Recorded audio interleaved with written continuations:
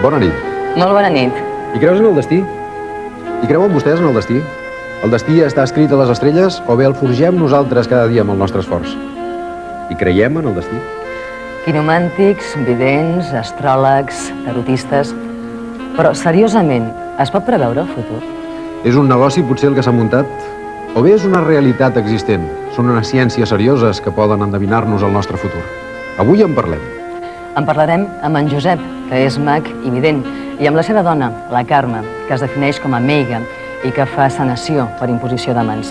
També coneixerem les experiències de la Marta, una mestressa de casa que té somnis premonitoris, i també les experiències de la Carme, que també preveu el futur. I a més comptarem amb la presència d'un home conegudíssim, un excel·lent escriptor, que confessa que ell ha arribat a ser escriptor per qüestió del destí. És a més una persona absolutament supersticiosa. Potser per això sempre li agrada tocar fusta amb el seu bastó, un bastó que va indissolublement unit a ell, Antonio Galo. Et sembla, Lídia, que vagi ja cap als primers convidats? Mentrestant jo presentaré la taula de convidats que tenim amb nosaltres aquesta nit. Bona nit, mossèn Josep Apeles Santolària de Puey. Bona nit. Suposo que se les tindrà una miqueta amb la convidada que té al costat. Dependrà d'ella, segurament. La conegudíssima Aramis Fuster, Bona nit. que té precisament aquestes capacitats i aquestes dots. Això és el que diu ella. Benvinguts. I el que nega sempre ell. No se'n barallin, no comencin encara, que tenim molt temps per endavant. Gràcies, mossèn, gràcies, Aramis, i gràcies també al nostre públic que ens acompanya i que donarà el seu testimoni durant el programa. Un públic que únicament ha hagut de trucar al nostre número de telèfon, el 415 0945, afegint-hi el 93 davant totes aquelles persones que truquen des de fora de les comarques de Barcelona. Tot a punt, ja podem començar. Endavant. Josep, bona nit. Hola, què tal? Què diu el seu futur? El meu futur? El meu futur és el meu present. Jo no puc veure el meu futur. Però sí que pot veure el d'altres persones. Això sí. Per què? No preguntes per què. Per què? S'ho fa vostè. Doncs perquè entraria i tindria que veure allò el que jo voldria veure amb mi. Seria una jugada. La meva ment en jugaria una mala passada. Però diuen que una de les coses bones que té la vida és que sempre et sorprèn, que mai saps què passarà demà. No és potser millor deixar aquesta incògnita? Bé, això depèn de cada un. Vostè, si pogués mirar-se el seu futur, se'l miraria? Jo, sí, per què no? Per què no? Si pogués, sí, però no puc. Un vident neix o es fa? Un vident neix, rotundament neix. I com se sap, Bé, el cas meu. per exemple? El cas meu, doncs, més aviat, doncs, anada darrere anada a l'otorrino, perquè sentia uns sorolls i sento, l'únic que passa que convic amb ells. Un vident només és una persona que és sensitiva, una persona doncs, que veu més que els altres, té unes sensacions més que els altres. Això és el vident. Tot el més que pugui aportar són estudis, coneixements, vivències. I això de petit doncs, es va desenvolupar així. Més aviat em va portar molèsties, sobretot per part paterna, perquè el meu pare, doncs, evidentment, no ho tolerava. Què li deia el seu pare? El meu pare, doncs, càstigs, perquè més aviat estava ficat, molt ficat dintre de la Iglésia Catòlica. Jo també va ser batejat a la Iglésia Catòlica, clar, em van portar a batejar, no ho vaig llegir jo. Llavors, esclar, això em portava, doncs, més aviat complicacions, perquè cada vegada que anava a l'otorrino, doncs, evidentment, a l'otorrino no em veia res. L'únic que deia que, clar, com és fill únic, doncs ho fa per cridar l'atenció. La meva mare no, era diferent. La meva mare intuïa quelcom. Però vostè què sentia? Sorolls, visions. Eren tan grans les visions de persones que veia al meu voltant que les meves nits eren negres. Negres perquè tancar-me a l'habitació amb pany era una. Segona, mirar sota del llit. Tercera, mirar els armaris. I així tot em tenia que tapar la roba perquè continuava veient sombres, veus, imatges, veia de tot. I clar, tot això va començar com un joc. Va començar com un joc de la persona aquella doncs, que surt d'excursió en el col·legi, se'n va veure un castell i després es fa com un estudi entre tots els nens del col·legi a veure què és el que ha vist. Que explica una mica de la història i, com comprendràs, jo tenia al meu voltant tota la classe perquè explicava el que ells pensaven que era la història, però en realitat era la història d'aquest castell. I això em portava tota una sèrie de seguidors, em portava. Els mestres, perquè vaig tenir mestres, evidentment, persones que es van fixar en mi, vaig tenir moltes proves, les que es fan rotundament, no? Mirar una habitació, aviam què és el que es parla a través de l'habitació, uns estudis. I llavors, a sota mà, me'n proporcionaven llibres, bons llibres, i també, per què no, en el seu moment, fins inclusiu, em van pagar un viatge a l'estranger, ja que jo no podia, per treure vivències i per trobar les arrels d'això. I la meva pregunta als meus mestres sempre era que quan ho podria fer, i deia que tinguessin paciència, que ja trobaria la crida, i aquesta crida no em va arribar fins ben bé fa 15 anys. Com és això de la crida? El sentir-ho. És una cosa que, evidentment, no és difícil d'explicar, però jo he sigut moltes coses, he sigut moltes professions que he tingut. Actor, publicista, entre d'altres. Actor, jo he sigut pioner de televisió, aquí. El meu nom ha anat en lletres lluminoses als teatres de Barcelona. No sé, potser molts que em veuen diu, mira, el Josep, em semblava que estava mort, no? Perquè no estic a Barcelona, estic a Tàrrega. He anat allà, m'ha portat el destí, a les terres de Lleida m'ha portat. Llavors, esclar, en aquest context, fixa't bé, les professions que tenia actor. Què és l'actor? L'actor no deixa de ser una branca de la persona aquella que dona alguna cosa als demés, entretén els demés, els ajuda, fa riure els demés, fa plorar també. Aquesta part, però anem a una altra professió que tenia, seguros.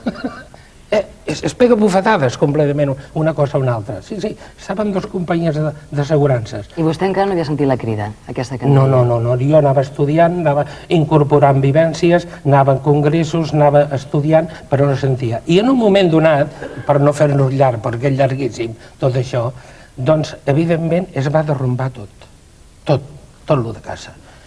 Inclusive vas caure amb una neurosi depressiva molt gran, grandiosa. I vaig anar a l'únic reducte que tenia, que era en un poblet de la província de Lleida.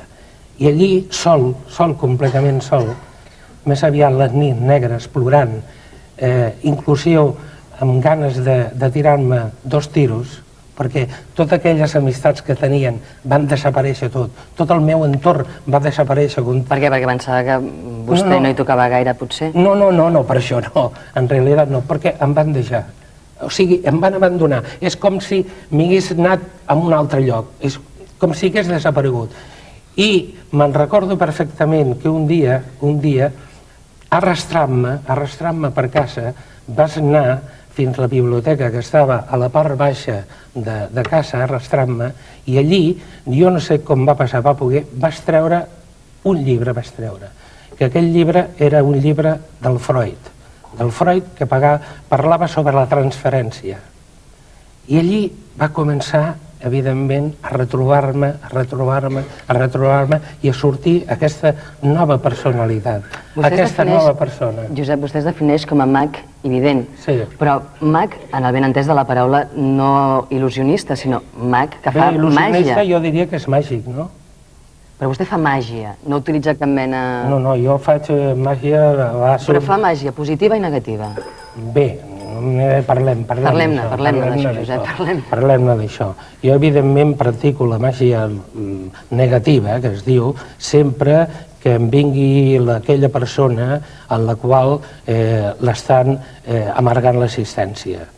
L'estan, evidentment, fer el que es denomina un treball. Tant sigui mal d'ull, o vodú, o digue-li com tu vulguis. Llavors, si determino que aquella persona, evidentment, està corsecada, està verdaderament desencissada, està verdaderament enfonsada, tant sigui personalment com de negoci, com etc., llavors jo el que faig és treure-li allò i posar-li a l'altra persona, el que es denomina l'efecte boomerang. Però vostè es creu en dret de fer això? Jo? Sí. Clar que sí. Clar que sí. Si tu verdaderament, sense tenir cap prova de raó, t'estan fent això, sense tenir cap culpa t'estan fent això, doncs evidentment, doncs sí. Per què no? No ha de ser prou la persona per fer-ho ella mateixa, per defensar-se ella mateixa o per arreglar-ho ella mateixa? Escolta, això és el problema de l'altra persona. Si tu vens a mi, vols dir que tu no pots fer-ho tu, no? Però vostè actua com una mica de jutge, vull dir, vostè decideix ho qui és, mereix... ho és. Qui mereix... No, si allò que evidentment li està passant... no? Si allò que verdaderament li està passant a aquella persona, verdaderament és una cosa que no té raó de ser. Lídia, no s'esforci, és que aquest senyor realment el que no fa és res. Jo m'agradaria, ja que la televisió sempre és educativa, doncs dir-li a molta gent que ens està escoltant que poden un dia trobar-se amb un fill que tingui problemes de la mateixa mena que els tenia aquest senyor. Perdó. I penso que el millor és en aquests casos que el portin de seguida a que un psicòleg l'ajudi. Aquest senyor ha decidit superar per ell mateix la seva malaltia, és a dir, ha decidit deixar-se el cabell llarg, posar-se una banya, i com que es veu que com a actor va ser fracassat, ell realment no ha canviat mai de professió perquè continua fent d'actor. Vostè continua enganyant a la gent, però en lloc de fer-ho des d'un escenari, divertint a la gent, vostè el que està ara és enredant a la gent. Ja ha acabat això, ja ha acabat, mossèn vestit de negre, ja ha acabat. Acabi, Ja ha acabat. però si ja l'hem vist. Primera i principal, jo tenia la pilota. Primera i principal. Bueno, però li he pres. Escolti'm, en un joc la pilota va d'un a l'altre. I això jo diria... Perdó, jo diria que això, i ho vaig puntualitzar, no és una polèmica. Ara, si evidentment aquí el que es tracta és de creure's que un va en possessió de la veritat, llavors ja sabem, evidentment, com va la Iglésia, que va en possessió de la veritat, i així, evidentment, anem així, amb tots els aspectes, i la humanitat cada vegada més encallada. Per què no tenim que juzgar?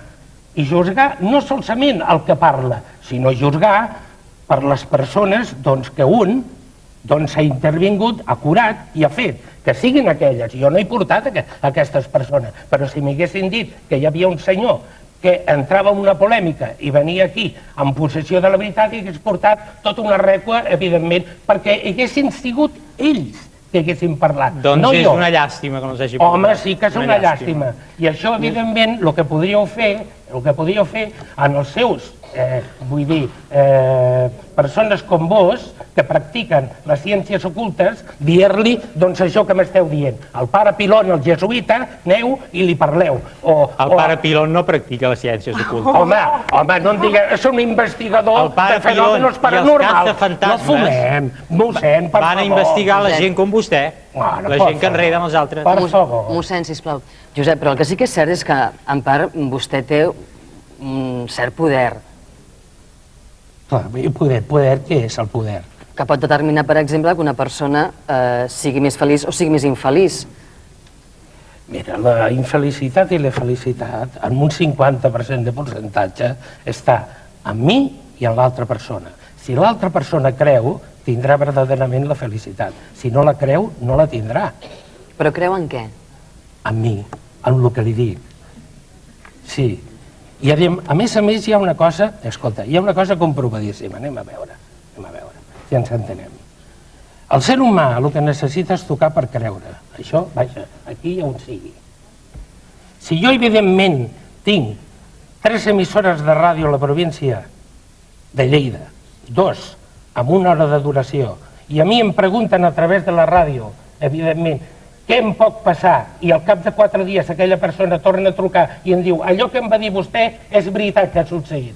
Què passa? Mossèn.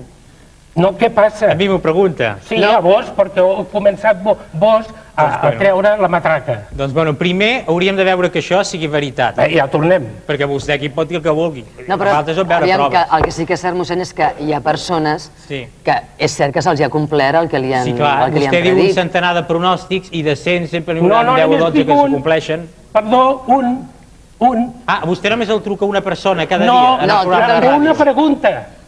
Sí, però una persona és la que truca després dient que s'ha complert.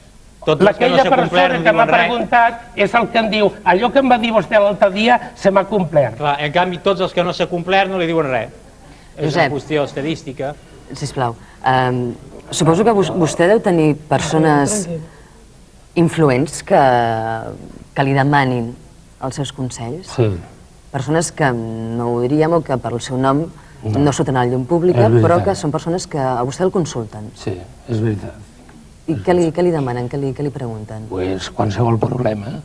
Qualsevol problema, doncs, relatiu, què et diré jo, no el clàssic, que això també s'ha deformat, salut, dinero i amor. No, això no, sinó aquest negoci, com el puc tirar endavant, quina planificació puc fer d'aquest negoci, quin dia el puc posar, per què ens surten malament les coses dintre del negoci, perquè a nivell parella, quina parella, evidentment, aquest noi, quin caràcter té, quina idiosincràsia té. Aquesta malaltia, doncs, evidentment, que tinc jo, si és dolenta o no és dolenta. La criatura que va néixer, i això que hi ha en les ecografies, serà nen o nena? Sempre l'encerta? En un percentatge molt elevat, sí.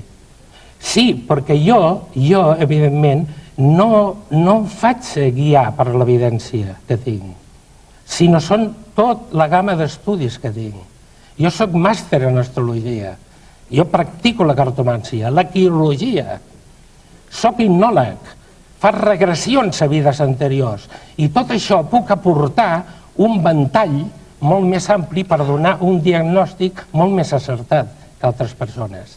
I no em crec mai de la vida que vaig en possessió de la veritat. O sigui, no diagnostico, sinó dono la meva opinió. Perquè en astrologia jo sempre dic una cosa després de les meves cartes astrals, dic que els astres inclinen però no determinen. Suposo que vol dir alguna cosa, no? Vol dir quelcom, això. Carme, vostè es pensa... Hola, bona nit. Es creu que té un do, vostè? No. I que el té el Josep? Sí. Hay una diferència. Josep va néixer. Jo soc a través de... Soc un instrument del ser superior, dels guies. I hi ha una diferència notable. Jo, en estado normal, soc com tothom. Sempre soc normal. Ara, quan entro en trance, és quan me ve tota aquesta força i aquell amor, este amor. Per què es defineix com a meiga? Perquè soc gallega, en primer lugar soc gallega, no? Si no diria pues, bruixa, no? Si fos catalana. I en segon lugar perquè encara que ha sigut aquí a Catalunya, aquí he trobat les meves arrels. Però les meves arrels estan allà, evidentment, però he tingut que venir aquí per acabar de trobar-les totes. Vostè va arribar un moment a la seva vida que va pensar que alguna cosa li passava al seu cap. Sí, evidentment, vaig estar, vull dir, si m'hagués agafat un psiquiatre o un psicòlogo, avui ja no estaria aquí, evidentment. M'hagués començat a donar pastilles i m'hagués ingressat, perquè vull dir, se me va derrumbar todo, la familia ya no creía en mí, me decía, bueno, ya era yo la clásica una mica la loqueta, no?, de la família, de la rebelde, no?, i allò va ser el detonant per encara convertir-me més rebelde i més loca. I també, evidentment, com el Josep, se me va derrumbar tot. Tota la família, amics, vaig tenir que deixar la feina perquè no podia treballar, perquè era un estat nerviós tan gran que no podia, o sigui, pensava que treballava a una discoteca i vull dir, per un costat servia copes, una mà, i l'altra tenia que escriure, fer psicografia, escritura automàtica. Llavors, vull dir, era impossible, era tan gran la inducció que era tremendo. I el Josep, el coneix amb el Josep i l'ajuda, vostè, a canalitzar aquesta he descobert mena de poders, podem parlar... Poders, jo... Poders de... mitjans per ajudar els altres, jo ho dic així més senzill. Vostè també es defineix com a sanadora per imposició de mans. La salut és una cosa molt seriosa. Vostè pot curar qualsevol malaltia? Qualsevol. Partint del tema, una cosa, solo necesito dos cosas. El ser superior así o estime, una. Dos, la persona que tingui molta fe, molts desitjos de viure, moltes ganes de curar-se, perquè hi ha molta gent que necessita passar aquesta enfermedad per un procés evolutiu. Necessita sofrir. Una, per cridar l'atenció. Dos, perquè estiguin més per ells. Que haguem allò de tornar... No, és així, és així. El sofriment purifica. Moltes persones per arribar a evolucionar necessiten sofrir en les seues pròpies carns. Llavors se van purificant i van evolucionant. És l'única manera, és el que es diu en català, que abans de cuiner hay que ser... Abans de fraile hay que ser cuiner, no? Doncs el mateix. Evidentment, un no pot parlar de sofriment ni pot parlar d'enfermetats si ell no ha patit, si no l'ha sentit a les seues pròpies carns. Però, per exemple, aviam, milers de persones, científics que han estudiat malalties, milers de milions de pessetes destinats en aquests estudis, i encara falta trobar una vacuna, un medicament per curar la sida, per curar el càncer, depèn en quin estat estigui. Sí. Poder s'han deixat en el camí algunes coses tan essencials. Vostè cura una persona que tingui càncer? Jo curo una persona que tingui càncer si aquesta persona es vol curar.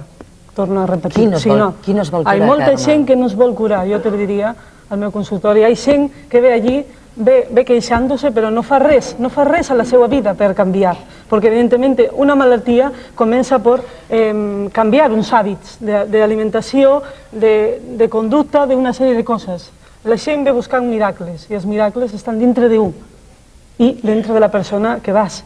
Però, evidentment, si tu no vols, si jo te dic a tu, escolta, si no deixes de fumar acabaràs en càncer, i tu continues fumant, esperes que el teu àngel de la guàrdia te faci oblidar l'hàbit, evidentment, mai de la vida ho aconseguiràs.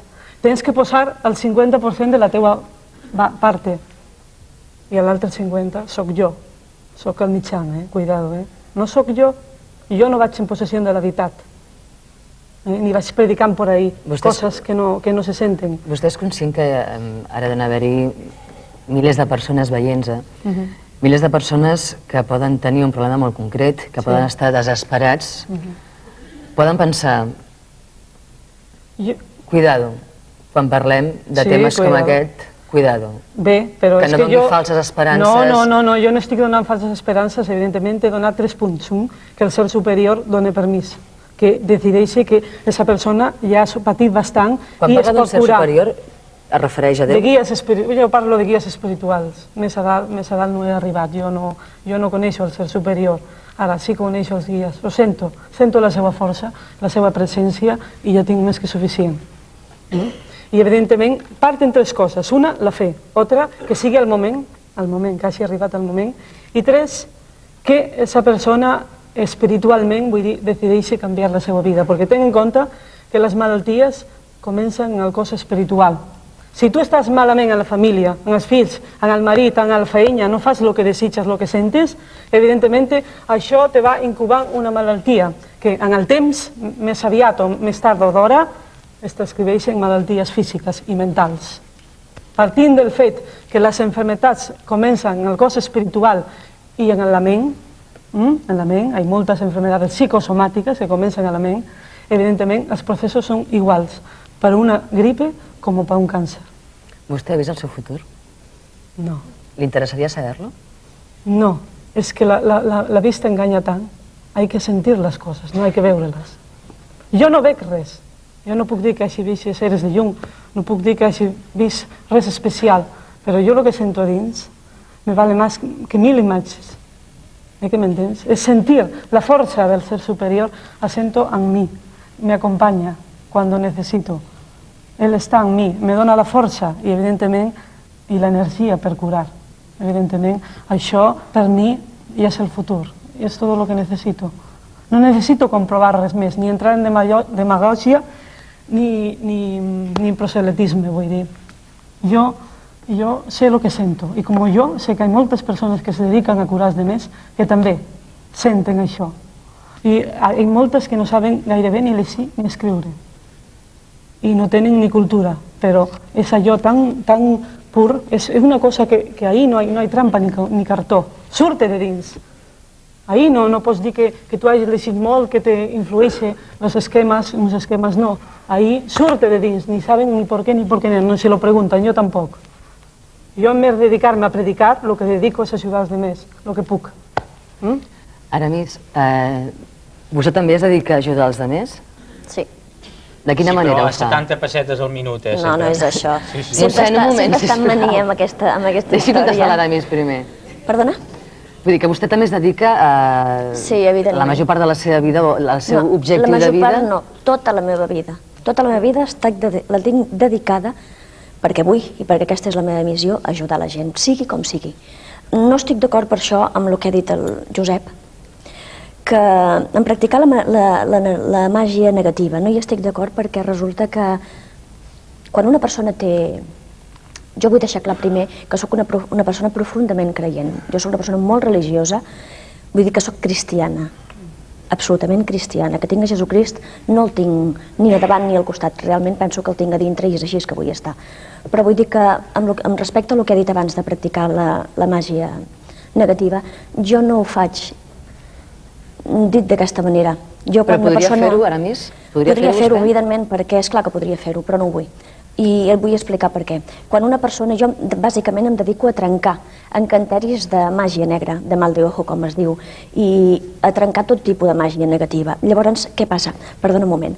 Llavors, què passa? Si jo trenco amb l'ajuda de Déu, per suposar, perquè jo sola no sóc ningú, jo sola no podria fer res. Qui sóc jo per decidir on tinc de posar aquesta energia? Perquè evidentment és energia, és negativa però és energia.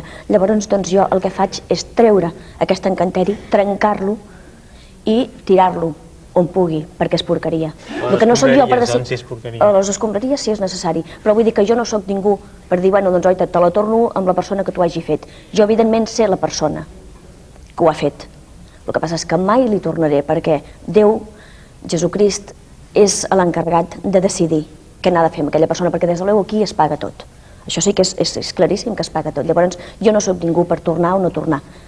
La persona que hagi fet mal en algú ho pagarà com sigui, però jo no sóc ningú per decidir-ho. Llavors, aquella energia jo la trec, ho trenco, amb l'ajuda de Déu, torno a repetir, i tirem endavant les coses. Mossèn, vostè creu que és incompatible si una persona creient, cristiana, és una persona maga, videnta, quiromàntica, una persona relacionada amb el món de les ciències ocultes o paranormals? Evidentment, és desafiar Déu, voler usar uns poders que ell no ha donat mai, que ell no ha conferit, i creure's en possessió d'un poder que no es té. No, és que no es poder, Tant el Josep com la Carme han dit una frase que és molt curiosa i espero que tots vostès se n'hagin adonat.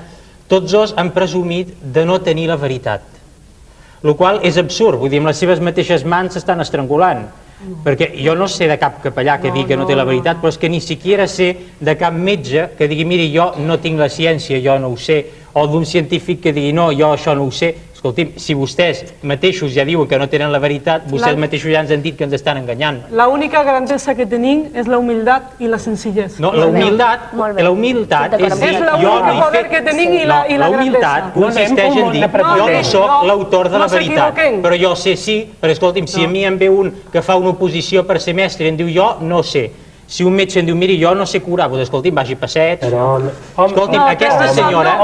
Si vosaltres dieu que el vostre Déu és el verdader, doncs no senyor, i els demés... Els demés? Quins altres? És que jo només sé que n'hi hagi un. Home, jo diria que hi ha... I una altra cosa, aquesta senyora... Hi ha els xinos, hi ha els orientals, hi ha els maometans... I quants déus hi ha, llavors? Deu haver unes... No, hi ha el Déu superior, un per tots, un per tots. I aquest és el de veritat, no? No, el de veritat és per tots. Bueno, aquesta senyora, que sembla una senyora Figuera, perquè diu que té les arrels a Galícia... Perdó, mossèn. Aviam, el que sí que li demanaré, Josep, això és casa meva. El que sí que li demano, mossèn, sisplau, és que mantinguem el respecte un moment, Carles. No tenim gaire temps, hem d'anar fent... No, però que mantingui el respecte, que rectifiqui. D'acord. No, mantindrem el respecte, si els sembla. Que mantinguem el respecte. Sí, doncs aquesta senyora, o senyoreta, o senyora, no?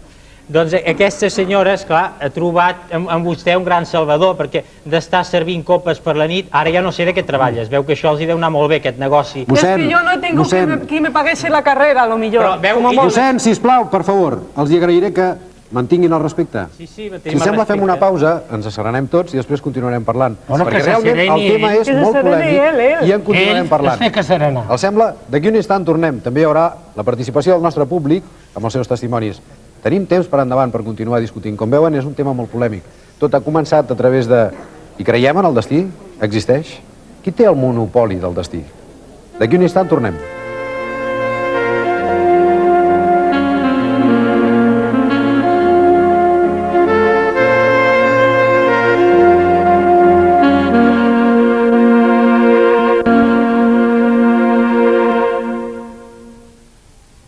Existeix el destí? Picabaralla, discussió entre els nostres convidats i moltes coses sorprenents aquesta nit.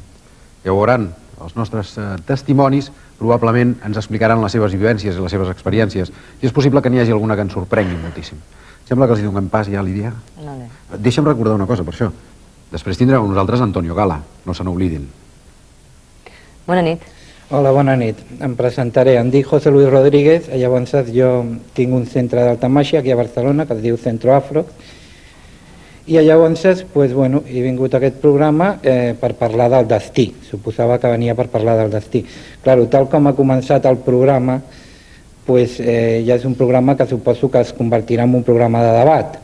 O sigui que ens tindrem que atacar els uns als altres. No, això dependrà... No, sí, perquè és inevitable, i llavors, clar, tenim que començar ja per aquí, o sigui, no farem un programa de nivell, no parlarem del concepte Vostè hi creu en el destí? O sigui, parlarem del monopolio de Dios. Vostè hi creu en el destí, de tota manera? Jo crec que amb el destí en general, per dir-ho d'alguna forma, entre cometes. O sigui, és veritat que quan un va adquirint a través de la vida per les seves vivències o el seu desenvolupament espiritual un concepte de lo que és, no un concepte de possessió d'un Déu, sinó un concepte que ell mateix emana d'aquest Déu.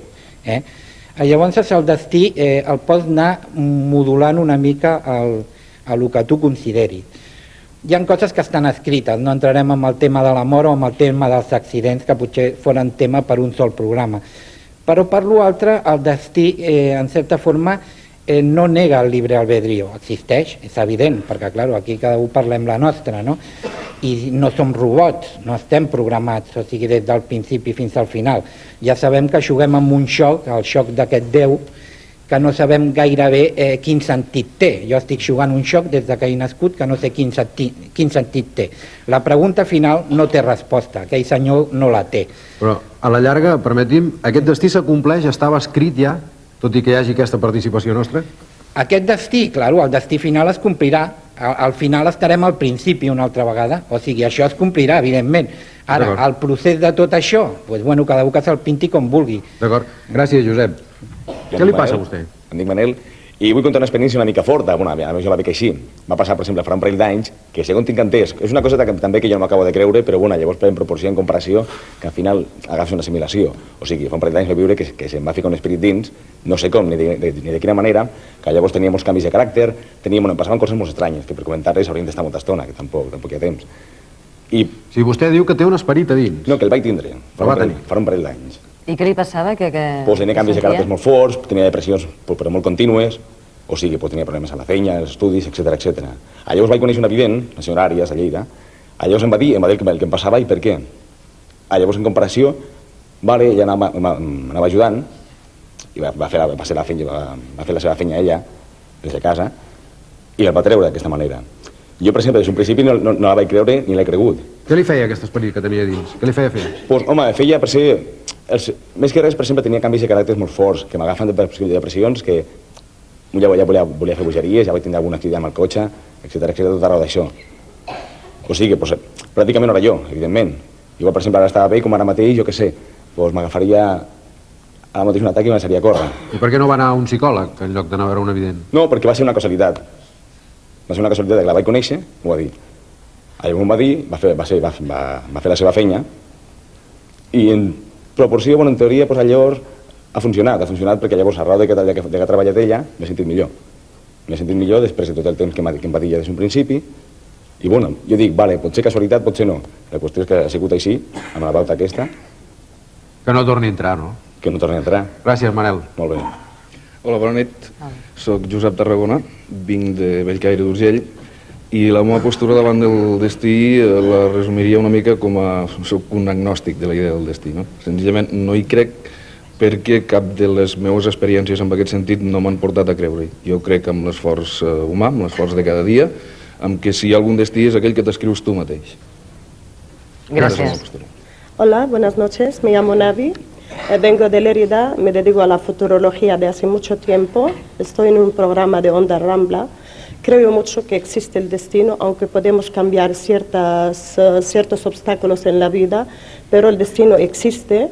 Y tuve una experiencia, la verdad, de una cosa muy mala, que unos amigos míos iban a ir de viaje, y un amigo mío le dije, no vayas porque puede haber un accidente. Este chico no ha ido, los otros 3 han ido y se han muerto en un accidente de un coche, pero este chico a los 2 días se resbaló en su casa dentro de la bañera y se murió igual. Yo, con experiencias que he tenido, la verdad creo que existe el destino, aunque podemos cambiar un poco ciertos obstáculos en la vida o decidir ciertas cosas, pero el destino existe. Vostè, Navi, a més fa una feina que és ajudar la policia en casos de persones desaparegudes o familiars que vulguin trobar amics, altres familiars. Sí. La verdad sí, he colaborado con mucha gente. Lo que pasa, no me gusta dar nombres ni nada, ni me gusta decirlo porque son cosas que han sido muy discretas. Però ha funcionat, en tot cas? Sí, sí, ha funcionado. Y la gente de Lérida y provincia ya lo saben o sea, no me gusta decir nombre, pero siempre ha sido cosas muy discretas. Gràcies, Navi. De acuerdo. Hola, bona nit, em dic Maite. Jo en principi no creia en el destí, però la curiositat em va portar a veure un vident, a veure què passava, què era allò, i em va pronosticar que jo no envelliria amb el meu marit. Jo, evidentment, no m'ho vaig creure, m'ho vaig prendre una mica així a broma, però al pas del temps li ha donat la raó, i això m'ha fet qüestionar-m'ho. També he tingut amics que s'han dedicat a coses d'aquest tipus, i en concret una amiga em va llegir les mans i em va dir que encara que jo ara no tenia ganes de treballar i que no buscaria res, que volia descansar i estudiar, em va dir que en un temps breu trobaria una feina. No ho vaig creure i quasi bé me la van donar, no vaig poder negar. Vull dir, petites coses que mica en mica et fan qüestionar. El que sí que penso és que per molt destinada que estiguis, per molt que tinguis un dia que la teva vida caduca, el fet de muntar-t'ho tu i fer-ho tu i treballar-ho tu està a les teves mans. Convençuda per experiència directa. Gràcies. Servidor, soc Joan Llopis i Sarrió i soc professor de l'Institut de Teologia de Barcelona. I els organitzadors del programa m'han convidat perquè expressi la meva opinió sincera sobre, segons jo, que la fe cristiana i la teologia, que és conseqüència de la fe cristiana, què pot dir sobre aquesta qüestió del destí i sobretot de la previsió del futur.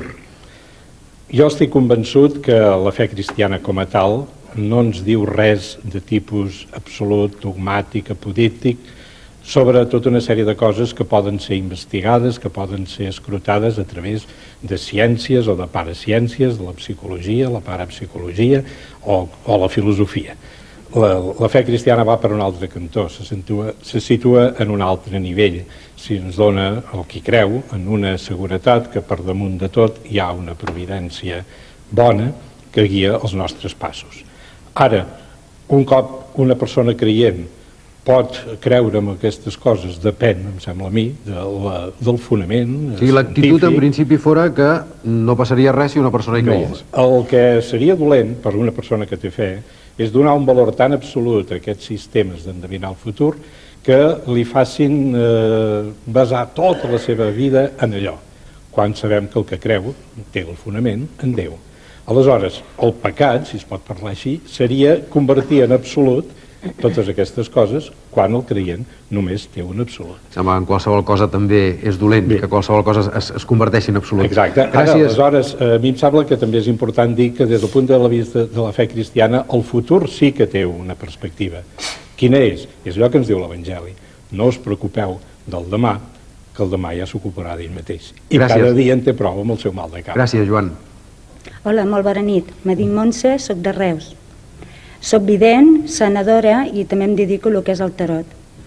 Jo vull explicar unes experiències, jo hi crec en el destí i crec en unes forces molt superiors, no?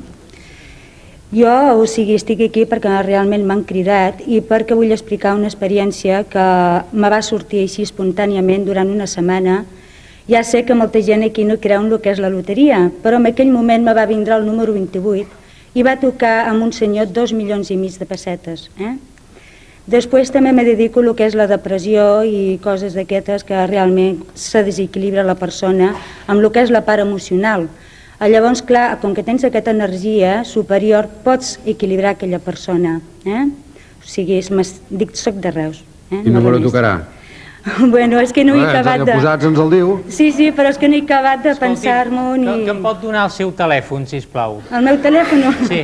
Ja dic, escolti'm, ja dic que va ser una cosa molt espontània. No, però escolti'm, si dona el número ara tothom el comprarà i no ens tocarà gairebé res. Jo la trucaré uns dies abans de Nadal. Mossèn. I si vostè apunta... Escolti, mossèn, no practica la caritat cristiana, vostè? Home, després ja ho repartirem. Després ho repartirem. Gràcies. Gràcies.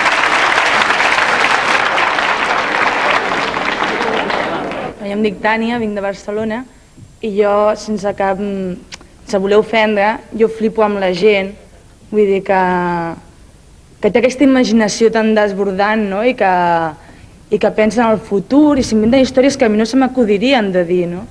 I també amb les disfresses, jo trobo que esteu molt ben, vull dir, xapó, em trec el barret amb les disfresses i tot el que penseu, vull dir, flipo, jo només volia dir això. Tu ets totalment incrèdula. Sí.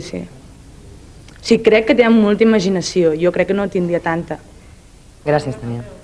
Hola, bona nit, em dic Gabriel, vinc de Sabadell. Jo volia explicar una experiència que vaig tenir fa 3 anys, que un esperit em va intentar posseir i no ho va aconseguir, gràcies a Déu, suposo. I a partir d'això vaig obrir una mica aquest sisè sentit que es diu que es té, no? Reconeixedor d'energies o faig escriptura automàtica o tinc aparicions i podien dir això, no? Que a partir d'una cosa que passa sempre n'hi ha una bona darrere. Com és que l'esperit no va aconseguir posseir-lo? Va ser gràcies a un amic, res més, m'ho va treure, em va agafar temps i m'ho va treure ell. Jo en aquell moment vaig perdre una mica el sentit, no me'n recordo de res, i aquest amic m'ho va treure tot. Gràcies. Em dic Francesc Rabati, soc sociòleg, doctor en psicologia, professor d'hipnosis mèdica i introductor en Espanya de tota la investigació parapsicològica seriosa. Prou conegut de tots els oients de la desapareguda Ràdio Joventut. Sí, senyor. Bona memòria. Bé, a mi m'han invitat a prendre part en aquest programa, el trobo molt interessant, però jo volia donar unes petites notes, unes acotacions. En primer lloc, el pare Pilon va ser deixeble meu, va començar com a radiestesista i ara és parapsicòleg. O sigui que quedi clar, com el pare Novino Pauli, com altres sacerdots, com el pare Gomí actualment, etc. He presidit congressos mundials, congressos d'Europa, en fi, etc. I a mi em fa por, m'esfereix quan veig aquesta quantitat de persones que s'autotitulen parapsicòlegs, títol que no existeix a més, que s'autotitulen vidents, tarotistes, astròlegs, etc., professors d'hipnosis, etc. Bé, hi ha gent de bona fe i gent de mala fe. Jo crec, per experiència, jo tinc 70 anys, vaig començar la meva investigació a l'edat de 13 anys, de que hi ha fenòmens reals que es pot prediure al pervitre. Però en el primer seminari que es va donar en el Consell Superior d'Investigacions Científiques de Madrid, presidit per Fray Justo Pérez d'Urgel, va quedar d'acord que tots els fenòmens eren normals, menys la predicció del pervitre. Aquí no, aquí hi havia intervenció diabòlica. Ara, pare, vostè mateix ja explicarà si el diable existeix i hasta quin punt. Ara no. Després ens explicarà. Després. Senyor Rabati, o sigui que aquests fenòmens existeixen. Totalment. El que vostè diria és que el que passa és que hi ha unes persones que actuen amb bona fe, comercialment, alguns, i altres amb molt mala fe que es dediquen a robar i a enganyar a la gent. I el que em toca amb el reset vol dir que acabi. Ja està. Continuem. Bona nit, em dic Dani Ruano, soc de Girona, soc un dels fundadors i president d'una associació d'il·lusionistes o màgics de Girona, i aleshores o sota el punt de vista dels mags, els que creiem, o el que no sabem o dubtem és si realment existeix aquest poder o aquest do sobrenatural, però el que sí podem dir i sabem és que això es pot fer a través de molts de trucs de màgia o de crear il·lusió. Llavors el que també dir que aquesta gent treballa amb la psicologia de la persona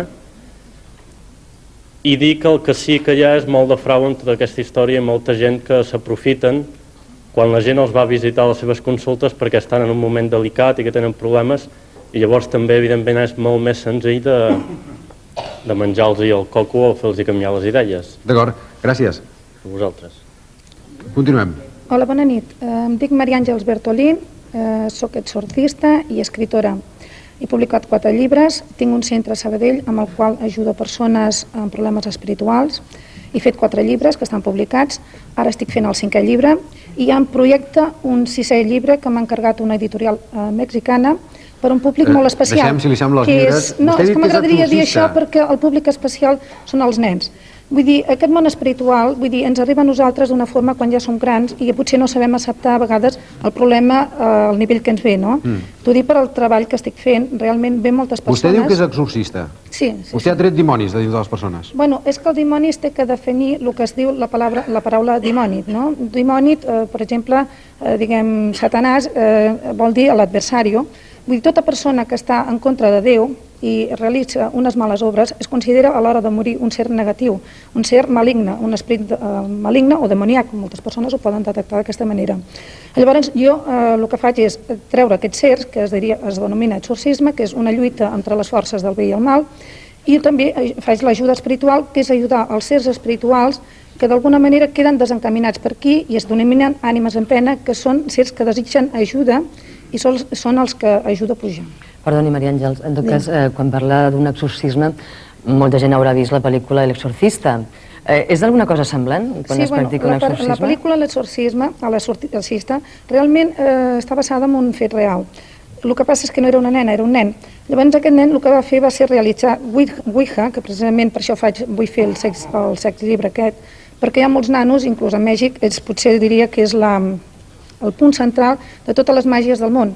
Vull dir, jo he anat a un mercat a Mèxic amb el qual estaven venent calaveres humanes, sapos para rituales, animales para rituales, bueno, en fi, que tu vas a aquell mercat i dius jo em vull cargar el veí i t'ho dona el precís perquè ho facis, no? Realment jo crec que hi ha molta ignorància sobre el tema, tindria que haver-hi una bona informació perquè jo crec que la gent no aniria tan enganyada i si tingués un problema sabria realment el que té que fer. A vegades es troba que realment acudeix a puestos que no són del tot nets o, diguem, gent totalment honesta, perquè es troba amb un problema, no? I la gent quan té un problema el que busca, diguem, són solucions i a vegades es dona que van a casos o a puestos que no són adequats. Gràcies, Àngels. Res a vosaltres.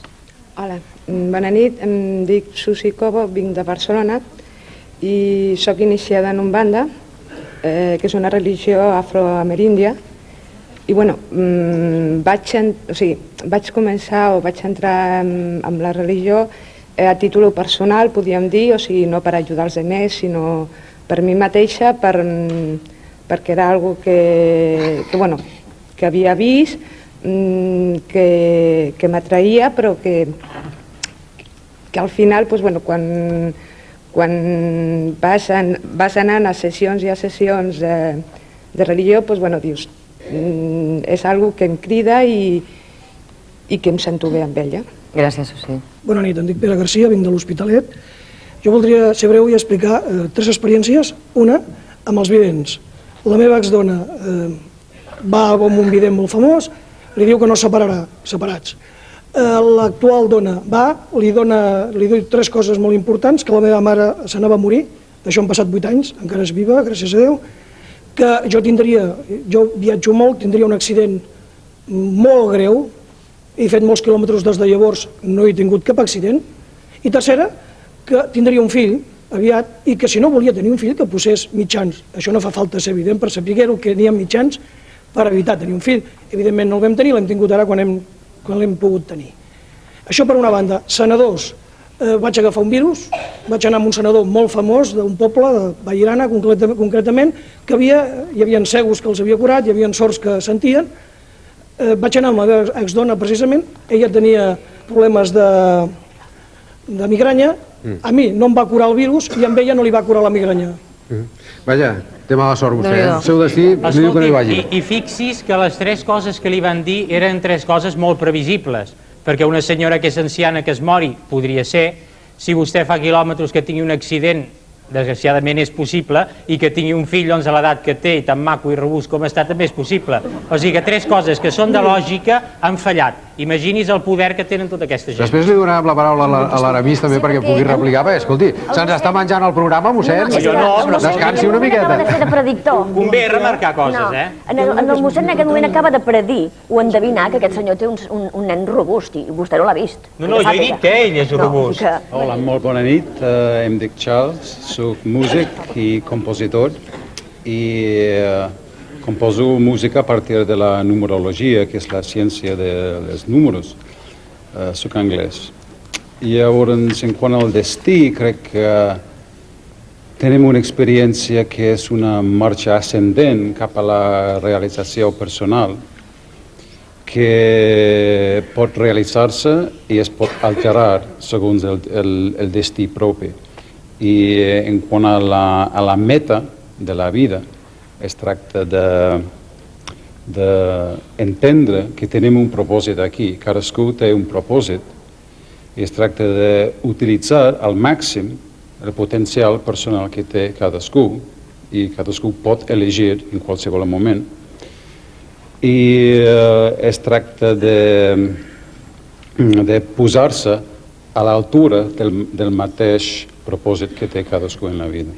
Llavors, és reconèixer i posar-te a l'altura del mateix. Gràcies.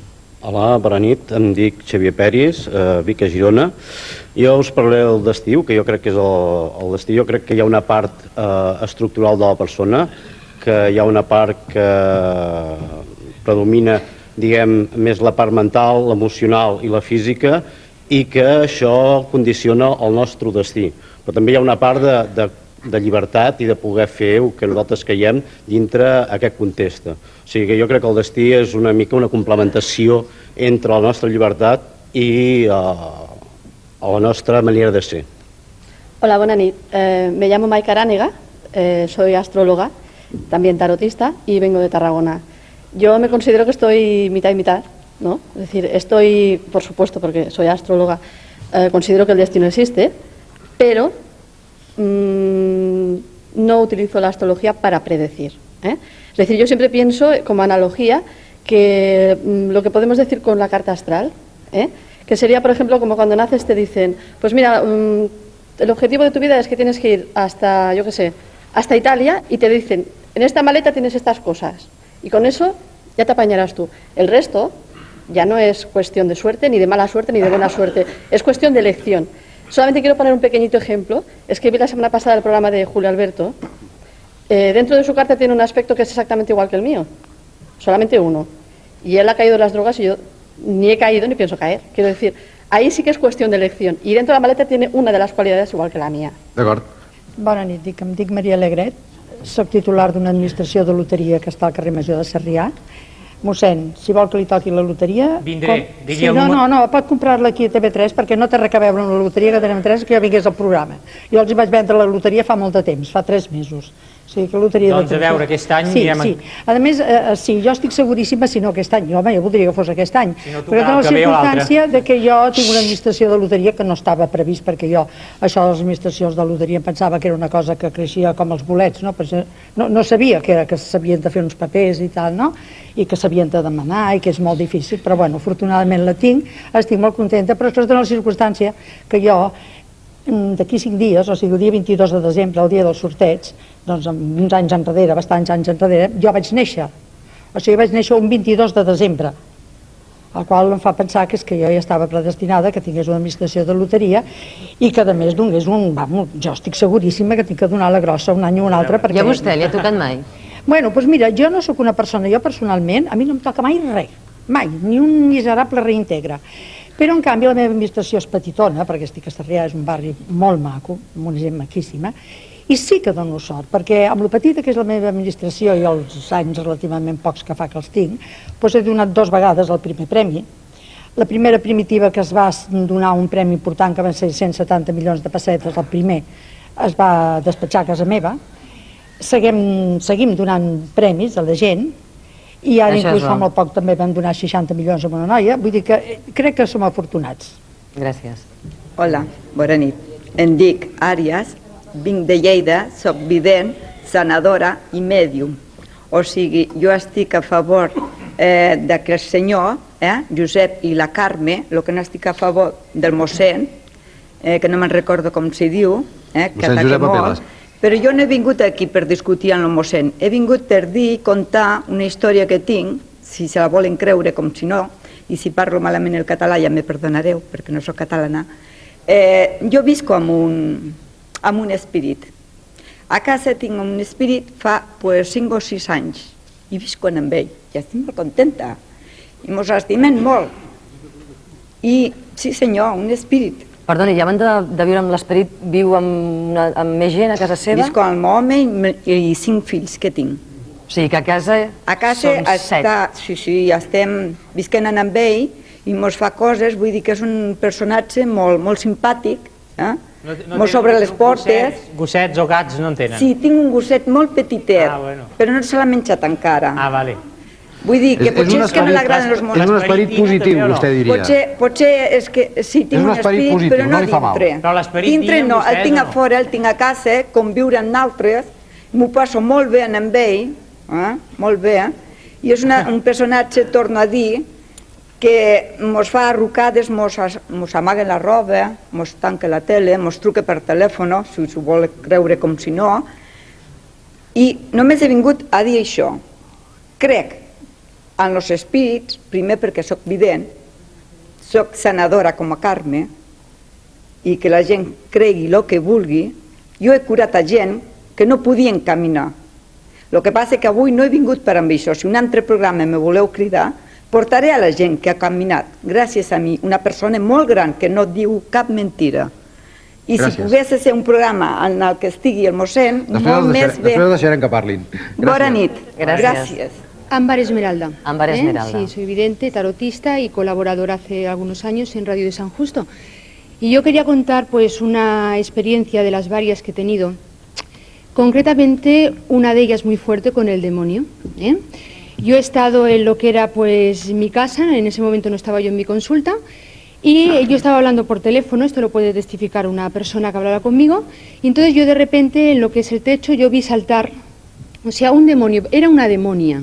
Si tengo que descifrarlo de alguna manera, diría que iba vestido pues como de años 20. ¿Pero que es una figura humana? Sí, sí, tal como me saltó era una figura humana. Lo que puedo decir es que yo sabía qué figura era porque además la conocí. Hay que decir que cuando tenemos pues sensaciones pueden ser de muertos o de vivos, que eso lo sabemos, y en este caso era una energía que a mí me venía de lejos y sabía quién era, porque venía a hacerme daño. Entonces se me puso enfrente de mí. Yo dije, no, digo, me asusté y la otra persona me decía, ¿qué te pasa? ¿Qué te pasa? Y en ese momento ese demonio me bufó un polvo amarillo en la cara y yo recuerdo que, bueno, yo me estaba ahogando, que yo pensé, digo, Dios mío, digo, yo de aquí no salgo. Como pude, fui a mi habitación, donde tengo un espejo y al mirarme, pues mi cara era auténticamente la figura de un demonio, o sea, auténticamente la figura de un demonio. Vaja, no són tan maques com diuen les diableses. Bueno, yo la verdad es que he tenido muchas experiencias con esto y siempre han sido para cosas malas que me han querido pronosticar, ¿no? Ya sabía que cuando esto me venía era porque algo me querían hacer. Otra experiencia que yo tuve, así muy breve y cortita, me pasó con mi hijo, que esto fue los primeros años que yo empezaba en mi profesión. Entonces no sabía muy bien por dónde iba encaminada y me ocurrió que al abrir un buzón yo fui a coger una carta y era como si me cayera una gran fuente de sangre, mucha sangre, mucha sangre. Esto me pasó un miércoles y al viernes siguiente, yendo yo con mi hijo a un parque, el niño cogió un tubo, un palo de plástico de estos, de los juguetes, se lo puso en la boca. Yo le dije, Guillermo, tíralo, lo tiró. Pero a la que yo me di la vuelta, el niño lo volvió a coger, se sentó en un banco y se rompió todo lo que era el cielo de la boca, o sea, todo, porque le hicieron una gran obra de arte, si no mi hijo se queda hasta sin paladar. Entonces esto, yo de eso tengo como un gran remordimiento en mí, porque no pienso, de la vista que havia tingut. Es claro, es que en realidad era al principio, cuando yo empecé a tener esto y realmente pues se pasa muy mal, no es tan divertido como creen. Gracias. Y solo una cosa, un mensajito para el Mossèn, y es decirle que nosotros los que practicamos magia lo hacemos igual que la iglesia, con santos y con velas. Es igual, ¿eh? ¡Qué horror! Gracias.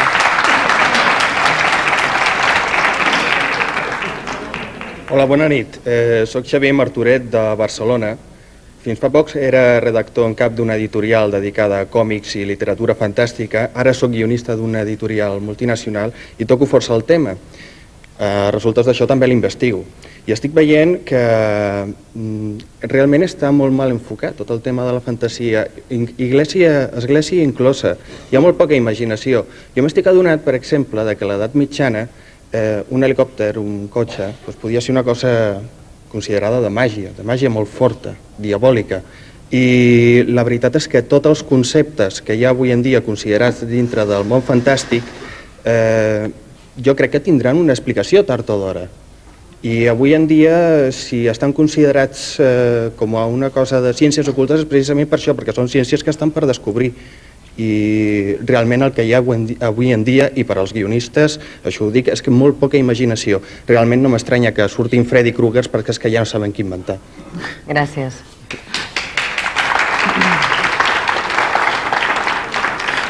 Aramis, quan sents a parlar que us qualifiquen com a timadors, estafadors,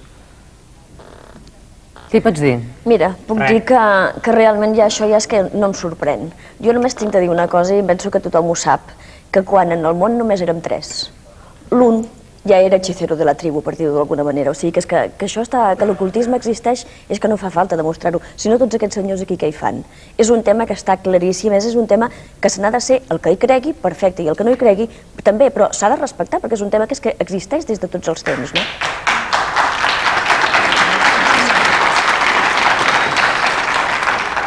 Li pesi a qui li pesi. No, jo em pensava que des de l'hechicero de la tribu havíem progressat una mica, però me n'adono que no gaire, no? De totes les intervencions n'hi ha dos que m'agradaria destacar, bueno, a part de la senyora que ens ha dit on tocarà la grossa, que això sí que m'hi apunto, que són les dos... No ho ha dit mossèn encara. Com? No ho ha dit encara. No, sí, ja ho sabem, aquí a TV3. És la que ha vengut, l'administració que ha vengut la loteria aquí. No, hi ha dos que m'agradaria puntualitzar, una és la del doctor Robati. Jo crec que s'ha de distingir molt bé entre el que són ciències paranormals, és a dir, ciències que intenten explicar fenòmens que encara no estan explicats, i per exemple, jo en la radiestèsia hi crec, moltes coses que ara no sabem, d'aquí uns anys poden tenir una explicació, és a dir, hi ha ciències que encara desconeixem. Però m'agradaria distingir això del que són realment fenòmens sobrenaturals. I aquí m'agradaria fer la precisió al teòleg Llopis, perquè ha sigut bastant contemporitzador i penso que les coses s'han de dir com són, no?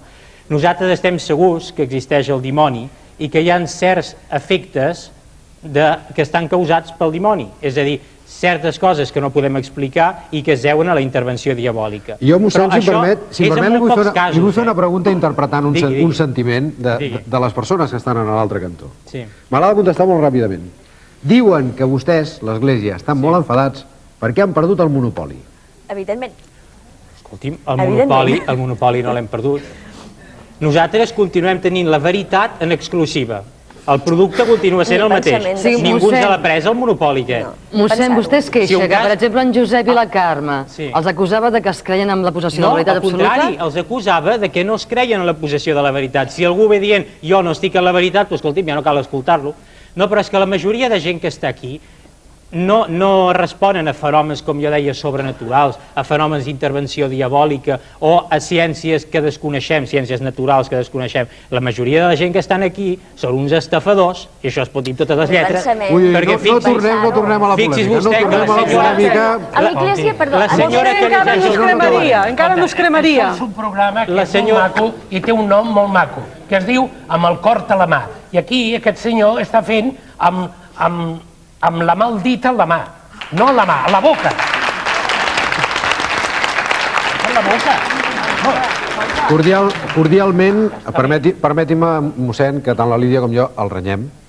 A partir d'ara, la resta del programa, intentarem tenir tota la polèmica que sigui de manera cordial. Però renyi també el senyor Machado, saben, el poeta, que va definir ja fa uns anys a gent com l'Aramis Fuster i a molts dels que estan aquí, y de ahí el cascanueces vacías, colón de 100 vanidades, vive de supercherías que vende como verdades. En absolut és veritat, això. Aramis. Mira una cosa. Podríem citar a l'Evangeli, en la qual Jesucrist diu als seus apòstols: aneu per al món, imposeu les mans i en el meu nom curareu.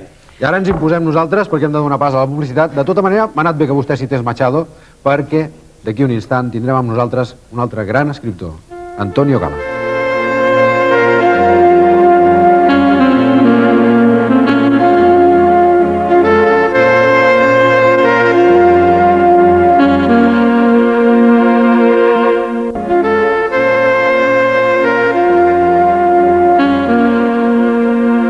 Antonio Gala, bona nit. Bona nit, Mercè, bona nit. Bona nit. Si hi ha un objecte que vostè el defineixi, és el bastó. El fa servir més per qüestió estètica, per qüestió d'equilibri o simplement per tenir a prop allò de tocar fusta? Por todo. Pero yo creo que no es una cuestión de estética, sino sobre todo una cuestión de estática. Y hay una explicación bien sencilla, mucho menos complicada que todas las explicaciones que hemos oído hasta ahora. Yo tuve una fractura de tibia y de peroné antes de tener la gran fractura del duodeno que me llevó a la muerte clínica. Entonces salí de la muerte clínica con 48 kilillos de nada y con una pierna sin haber hecho de ninguna manera rehabilitación y necesité el bastón. Es decir, me transformé de bípedo en trípode. Y ahora puedo dejarme la llave de la casa, pero no puedo ya salir sin bastón. Me he acostumbrado y le estoy tan agradecido. Y por otra parte, todo lo que usted ha dicho alrededor del bastón es cierto. También quiero tocar madera y también creo que hay unos bastones que tienen mejores influencias que otros. Debe haber 500 y pico en casa, pero yo solo uso 10 o 12 y de los 10 o 12 tengo mis preferidos. El del poeta León Felipe és un d'ells?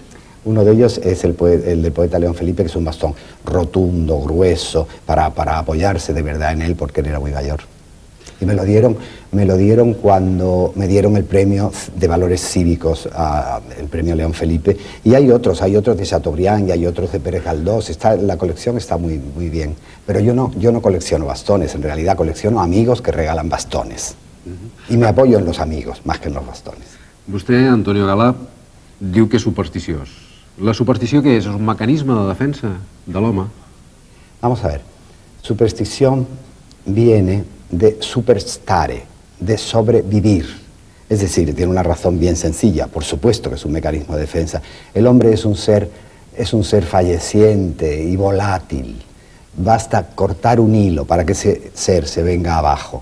¿Quién le va a reprochar a un torero que lleve 50 vírgenes debajo de la solapa del capote de paseo? Nadie. Se va a jugar la vida, entonces todos los asideros que le vengan bien es natural que los utilice. Y todas las sociedades humanas han principiado por la superstición. Lo que sucede es que las religiones que luego se establecían pensaban que la superstición era algo despreciable. Y tenemos que ser muy respetuosos. Lo mismo que yo, que soy algo supersticioso, no absolutamente, como ha dicho usted antes, no absolutamente. Pero diuen que conta el 13, que si es trenca un mirall, que si cau la sal... Pero sí bastante. Ahora hablamos de eso. Pero yo que soy bastante supersticioso, sin embargo no considero superstición a los que van a rezarle a la Virgen de Fátima, o a la Virgen de Lourdes, o a los que se meten en la piscina de Lourdes y salen con una horrible erisipela, a lo mejor, de tanta gente como se mete allí tan confusa. Entonces me parece que tenemos que respetar todos las supersticiones ajenas, como debamos respetarnos todos. La superstición siempre tiene una causa lógica. Eso de la sal que acaba usted de decir, hay un momento en la humanidad en que la sal es tan preciosa y tan preciada que la palabra salario viene de sal, porque era un valor, era una moneda corriente. Entonces, si se desprecia y se tira la sal, eso traía mala suerte y la sigue trayendo. El ser 13 a la mesa, bueno, tiene un precedente egregio. En la última cena fueron 13 y al día siguiente habían muerto 2. De modo que la cosa es como para tener cuidado y atarse bien los machos. La rotura del espejo, pues es la ruptura de la propia imagen. Esa mala suerte que puede tener, lo mismo que todavía hay pueblos primitivos que no quieren que los fotografían porque parece que les roban el alma. La imagen nuestra al romperse en el espejo parece que nos rompe también a nosotros. O atravesar una escalera por debajo de la escalera, no es por la escalera, es por el triángulo que forman la pared, el suelo y la escalera. La fractura del triángulo en todas las religiones ha tenido mala suerte. La Trinidad del catolicismo viene de otras religiones anteriores en que hay otras trinidades. No se inventa nada nunca. La superstición se canoniza i se transforma pues, en milagro. Si entréssim a casa seva, notaríem que és vostè un home supersticiós? A banda del que vostè pugui fer en objectes de casa seva, la disposició de mobles, de...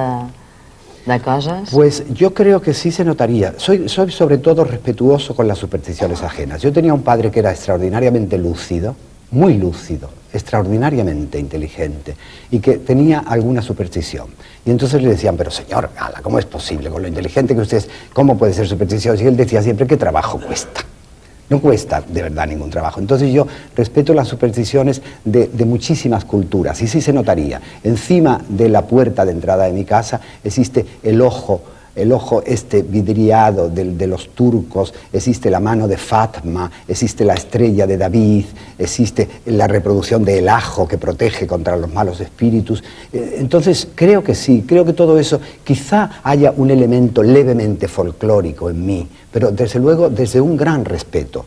Yo creo que lo que más respeto del mundo es al ser humano y probablemente es también lo menos respetable, pero no tenemos otra cosa. Podemos mejorarnos. Podemos hacer la vida más ancha, pero no más larga. Entonces yo creo que en lo que tengo más fe en este momento es en el misterio y en el milagro.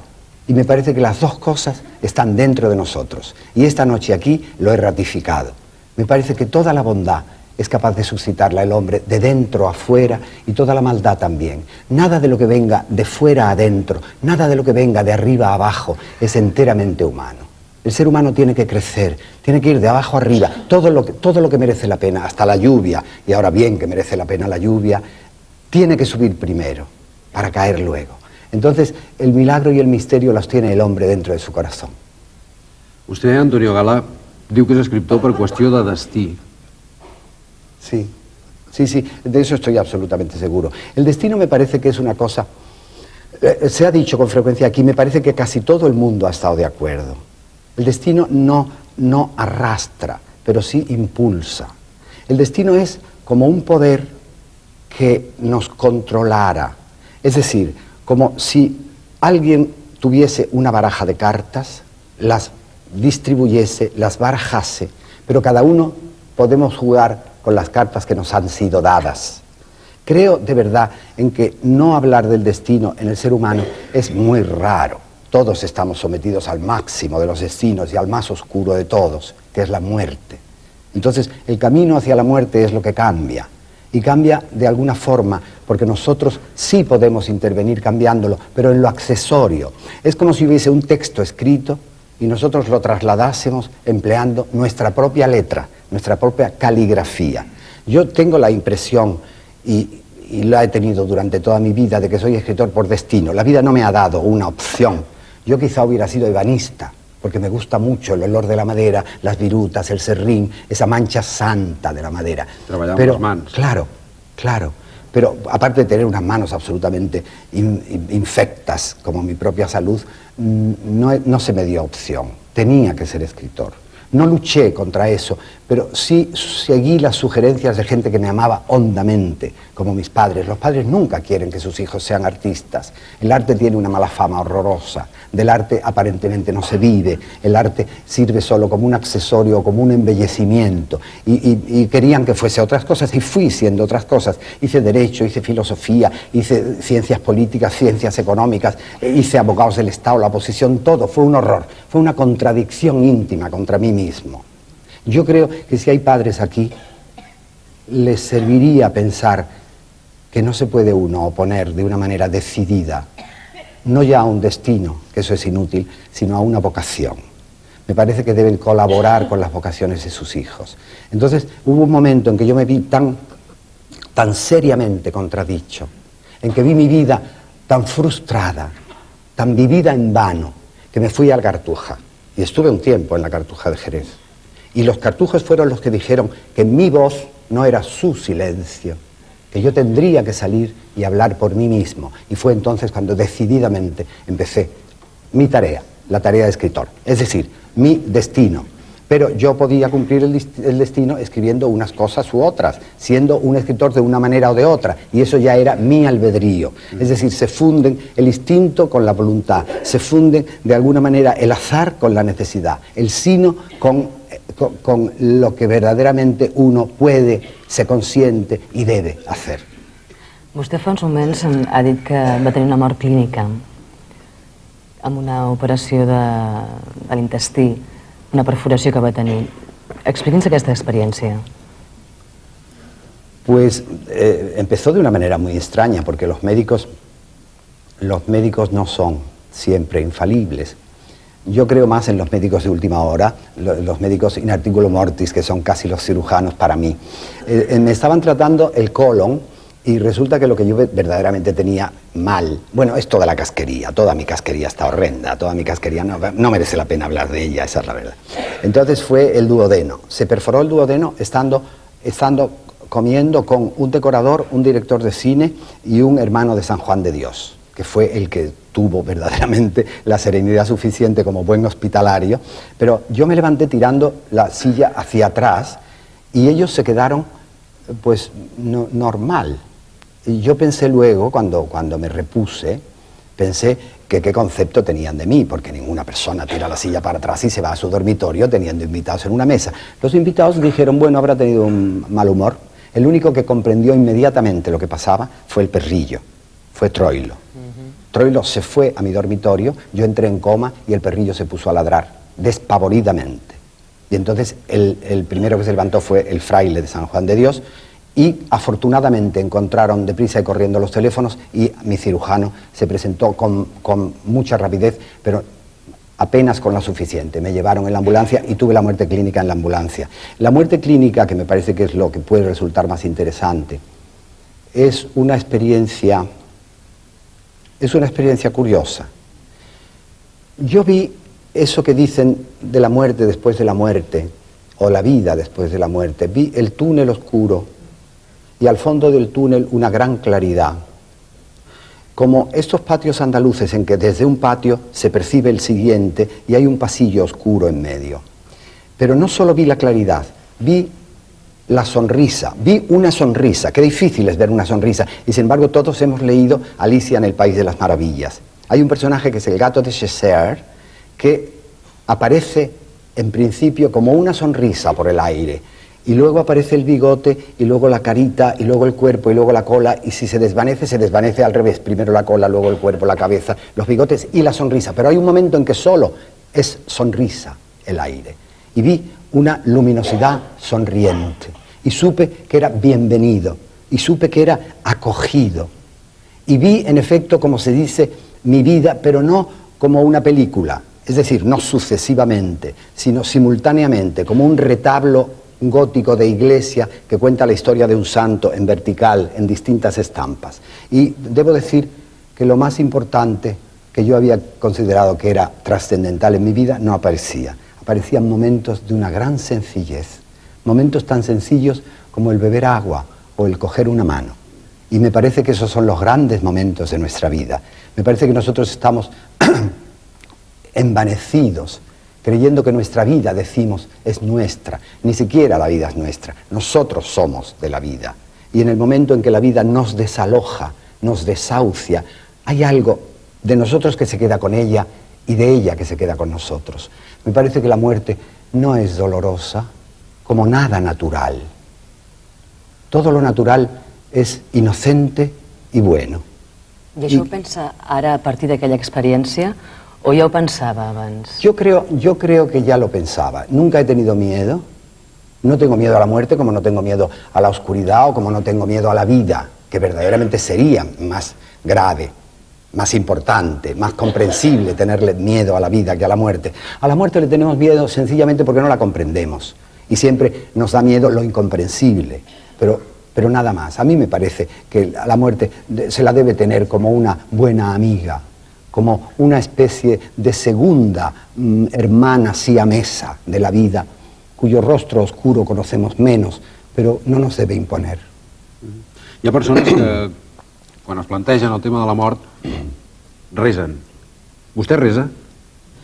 Yo creo que nosotros, por nuestra tradición y por nuestra cultura, entendemos que rezar es repetir el credo, el Ave María, el Padre Nuestro.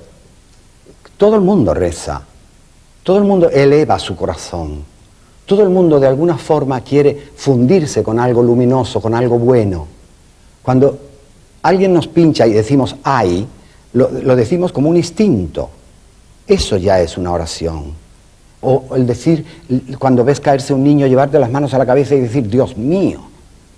Eso es una oración para que al niño no le haya pasado nada. Hombre, si ves caer a una señora gorda, de pronto te ríes, pero la risa también es una oración. También es una manera de querer que a la senyora no le haya passat nada, que no s'hagi partit una cadera, que no s'hagi roto el coxis. Però escolti'm, Antonio, jo tinc entès que vostè li resa a la lluna. És cert que li resa a la lluna? Sí, sí, le rezo a la luna en creciente.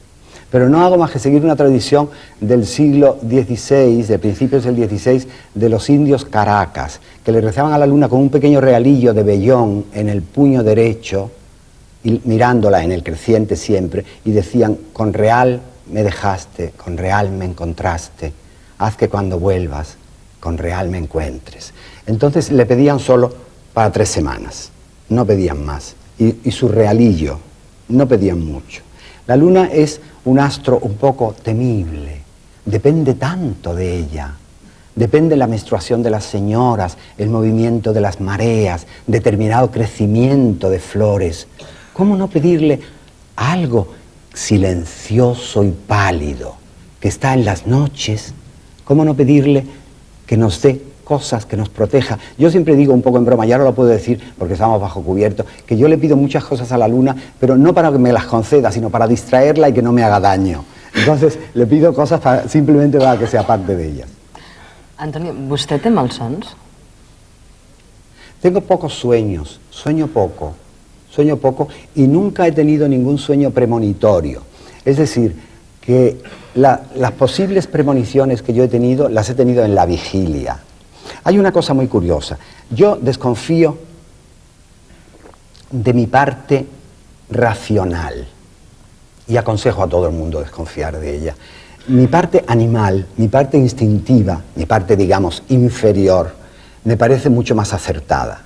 Cuando yo he tomado una decisión en plena lucidez, en plena vigilia, con todos los 5 sentidos, me he equivocado. Sin embargo, cuando la tomo en el duermevela, cuando algo me lo dicta, no del todo en el sueño, pero sí casi en el sueño, he acertado. A mí me parece el ser humano tan magnífico, que nosotros podamos estar aquí entendiéndonos, que toda esta gente que está a nuestro alrededor nos arropa, nos quiere y nos comprende. Haber llegado a eso me parece tan maravilloso. Claro, ¿qué sucede? Que el hombre es preternatural. Es natural, pero también sobrenatural. Es decir, un ahogado que se está ahogando en el mar, ese náufrago es más grande que el mar, porque el náufrago sabe que se muere y el mar no sabe que lo mata. Entonces, me parece que solo por el hecho de ser seres humanos es incomprensible las discusiones religiosas, las discusiones de xenofobia, las discusiones de razas, de gestos, de creencias, de ideologías. Ante el hecho de ser humano, que es esta mesa, todo lo que se ponga sobre ella es accesorio. Y sin esta mesa todo es añicos. Es decir, pongámonos de acuerdo de una punyetera vez. Antonio, vostè deia que refia més de la seva part animal, que la racional a vegades la deixa de banda. Ni que sigui instintivament, ens agradaria que ens contestés, el primer que se li acudeixi, a una sèrie de paraules que nosaltres li anirem desgranant. Vamos a intentar. Com que avui doncs, hi ha esperits, supersticions, n'hem triat 13. No passa res que siguin 13. Hombre, el 13 no es un número ideal. Que n'hi ha 13. Pero, por ejemplo, el San Antonio es del día 13 y a veces cae en martes. Cada 5 o 6 años cae en martes. De modo que no me importa nada lo del 13. Comencem, Lídia? Comencem. Truita. Però la truita del peix. Com a peix. El peix. Ah, trucha. Dificultad. No passa res més amb una trucha? Pues es que a mí me llaman trucha andaluza difícil. Expliqui això de per què li diuen trucha andaluza difícil. No, es que he tenido algunas discusiones con el comandante Fidel Castro, entonces algunas discusiones muy bravas. Y entonces él me llama esa trucha difícil andaluza. Entonces la palabra trucha siempre me recuerda a Fidel Castro. Soledat. Silencio. Me parece que la soledad y el silencio son mis verdaderas 2 muletas. La creación se hace en la penumbra, se hace no delante de los focos, sino en la humildad del propio rincón. Y sin soledad y sin silencio yo no podría crear. Fama. Molestia. Yo yo no querría ser famoso. Y sobre todo no querría tener esa fama más parecida a la de un torero que la de un escritor o la de un cantante. Por eso, porque yo me tengo que retirar siempre para escribir. Y la molestia cariñosa de la fama no me puede ni siquiera irritar, porque como es cariñosa tengo encima que estarle agradecido. Y de verdad lo agradezco. Unió Europea. Peligro, peligro, peligro. Peligro. La Unión Europea puede que sea buena a la larga. Quizá nosotros tardemos mucho, y a lo mejor ya no estamos, en percibir lo bueno. No necesito ser futurólogo, soy presentólogo. Estamos viendo en Andalucía, por ejemplo, cómo nos cambian el paisaje, cómo se arrancan vides, cómo se arrancan olivos, cómo se nos determina la cantidad que tenemos que producir, cómo en el norte se matan vacas, cómo se determina y dosifica la leche y el acero. Todo eso es duro, toda esa transición, toda esa acomodación, todo ese problema de acoplamiento a Europa es duro y creo que lo vamos a pasar mal al principio. Pasión. Todo. Me parece que la vida es pasión. La vida es, afortunadamente, una invitación a la pasión permanente. Nosotros tenemos miedo, nos quedamos en el umbral de la pasión. No queremos arriesgarnos, no queremos quemarnos. Quizá los hombres menos que las mujeres. Las mujeres son más abiertas. Las mujeres dejan a veces que el amor entre, el amor-pasión, entre y abata los tabiques, inunde la casa, anegue las habitaciones. El hombre menos. Pero si el hombre sigue dedicando un trocito de su casa a los hobbies, otro a los amigos, otro al fútbol, otro a los toros, otro a las aficiones, otro al trabajo y el dormitorio normalmente solo para el amor, el hombre quedará muy por debajo de la mujer siempre, porque el hombre está siendo menos apasionado que la mujer. Andalucía. Bueno, madre, ¿qué va a hacer? A mí alguna vez me preguntan, ¿qué influencia tiene Andalucía en su obra? Y me he hecho reír. ¿Qué influencia tiene el aire en mi vida? Algunas veces un enamorado dice, piensa, cuando yo deje de amarte a la persona amada, que le da tantos disgustos, cuando yo deje de amarte me vengaré.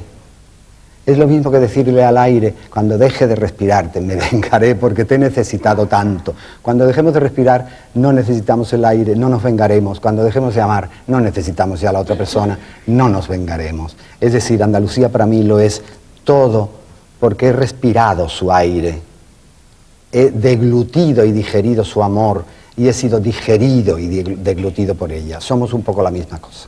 Grassonet.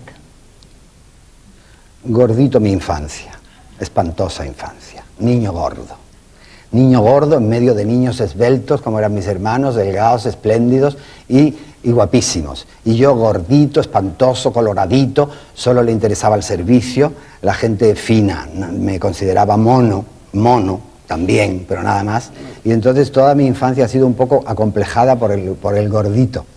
Jo li demanaré que accelerem perquè no tenim gaire temps. Polítics. Políticos, bueno, políticos en general no puedo remediarlo, la palabra que me suscita es gentuza. Me preguntan mucho si creo...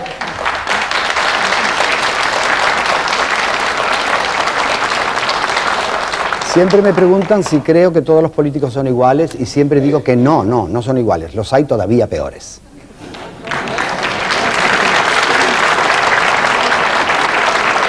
Conillet d'Índies. Conillet d'Índies. Conejillo de Indias. En el fondo, gran parte de la humanidad es un poco conejillo de Indias de la otra parte, de la parte menor. Todos los terceros mundos son conejillos de Indias en que se le explota los surtidos, los bienes naturales que ellos tienen. Todos, en el fondo, podemos llegar a ser conejillos de Indias, pero es preferible ser eso que ser vivisector, es decir, que ser los que experimentan con los conejillos de Indias. Yo prefiero ser víctima a ser verdugo. Bisexualidad. Bueno, me parece un estado sumamente interesante. Me parece que el ser humano es sexo y muy poco más. Como un pueblo es su cultura y muy poquito más. La isla misteriosa del sexo está ahí y nadie está predeterminado. Me parece que nos predeterminan las circunstancias, la sociedad. La última vez que estuve en Nueva York repartía unos prospectos en que decían solo ser bisexual. ¿Por qué? Hay tantas otras posibilidades. Me hubiera gustado que me dijeran cuáles, pero de momento me quedo con esa. Mediterránea. Bueno, en Barcelona, ¿cómo se puede hablar del Mediterráneo sin santiguarse?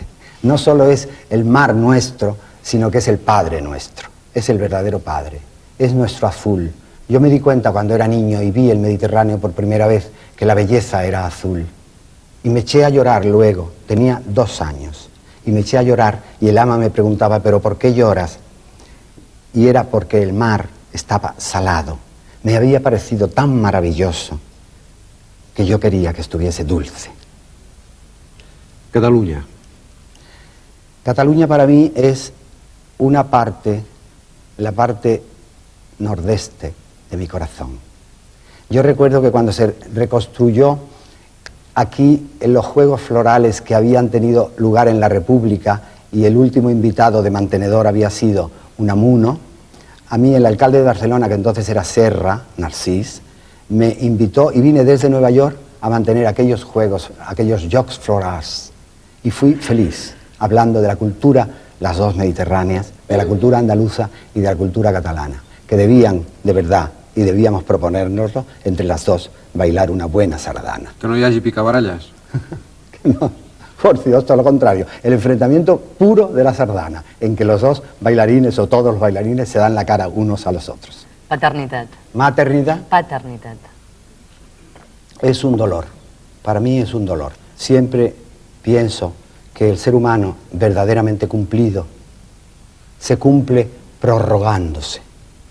Ahora me duele un poco menos porque pienso que hay muchos chicos en este país y en otros que tienen de mí más que de su padre. Pero durante mucho tiempo he estado muy angustiado pensando que de alguna forma yo tenía que estar presente en alguien que tuviese un poco parecido con mis ojos. Durante mucho tiempo yo he pensado que el documento mío de identidad era mi hijo, que mi nombre era el de mi hijo, mi domicilio mi hijo, mi profesión mi hijo, mi edad la de mi hijo. Y quizá la naturaleza, que no es nada tonta, pensó que habría pesado demasiado, que habría sido una losa insoportable y prefirió que no me repitiera. De tota manera, tinc moltes filles a l'hora d'escriure les seves obres, Desidèria, Petra Regalada, Carmen, Palmira Gadea, i aquestes filles han tingut també una cara d'actrius que vostè ha conegut, Concha Velasco, per exemple, María Luisa Merlo, Amparo Larrañaga, o una dona a la qual vostè insistia perquè no retirés, Mari Carrillo. Sí, es verdad, porque quiero mucho a todas. Las he visto en los ensayos. Yo, a partir de una comedia mía se estrena, jamás vuelvo a presenciar una representación, y cuando una novela mía se publica, jamás vuelvo a leer nada de eso. M'agradaria sentir Mari Carrillo una altra vegada més? Ah, me encantaría, claro que me Què gustaría. donaria per sentir-la? Yo no daría nada, daría lo que le he dado siempre, todo mi corazón y toda mi atención.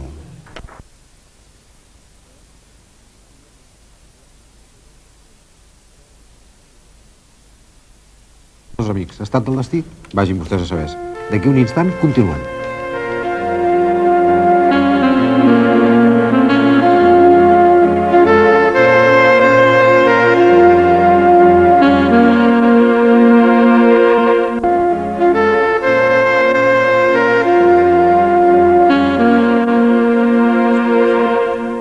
Marta, vostè té por d'anar a dormir? No. No, gens ni mica. Ni mica. I de somiar? De somiar una mica. Què somia? Pues les coses que somio normalment me solen sortir. Què vol dir que li solen sortir? Me solen sortir, me solen passar. O sigui que s'acompleix allò que somia vostè? Sí, més o menys. Uns dies sí, no sempre, vaja.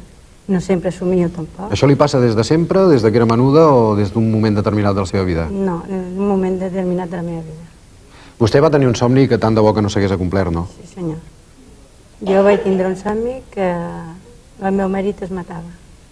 O sigui, vaig veure el cementiri de Casa Antúnez, aquí a Barcelona, que ara hi ha una autovia molt maca i abans no hi era, que hi havia el tren, i el meu marit era un camioner, portava un camió.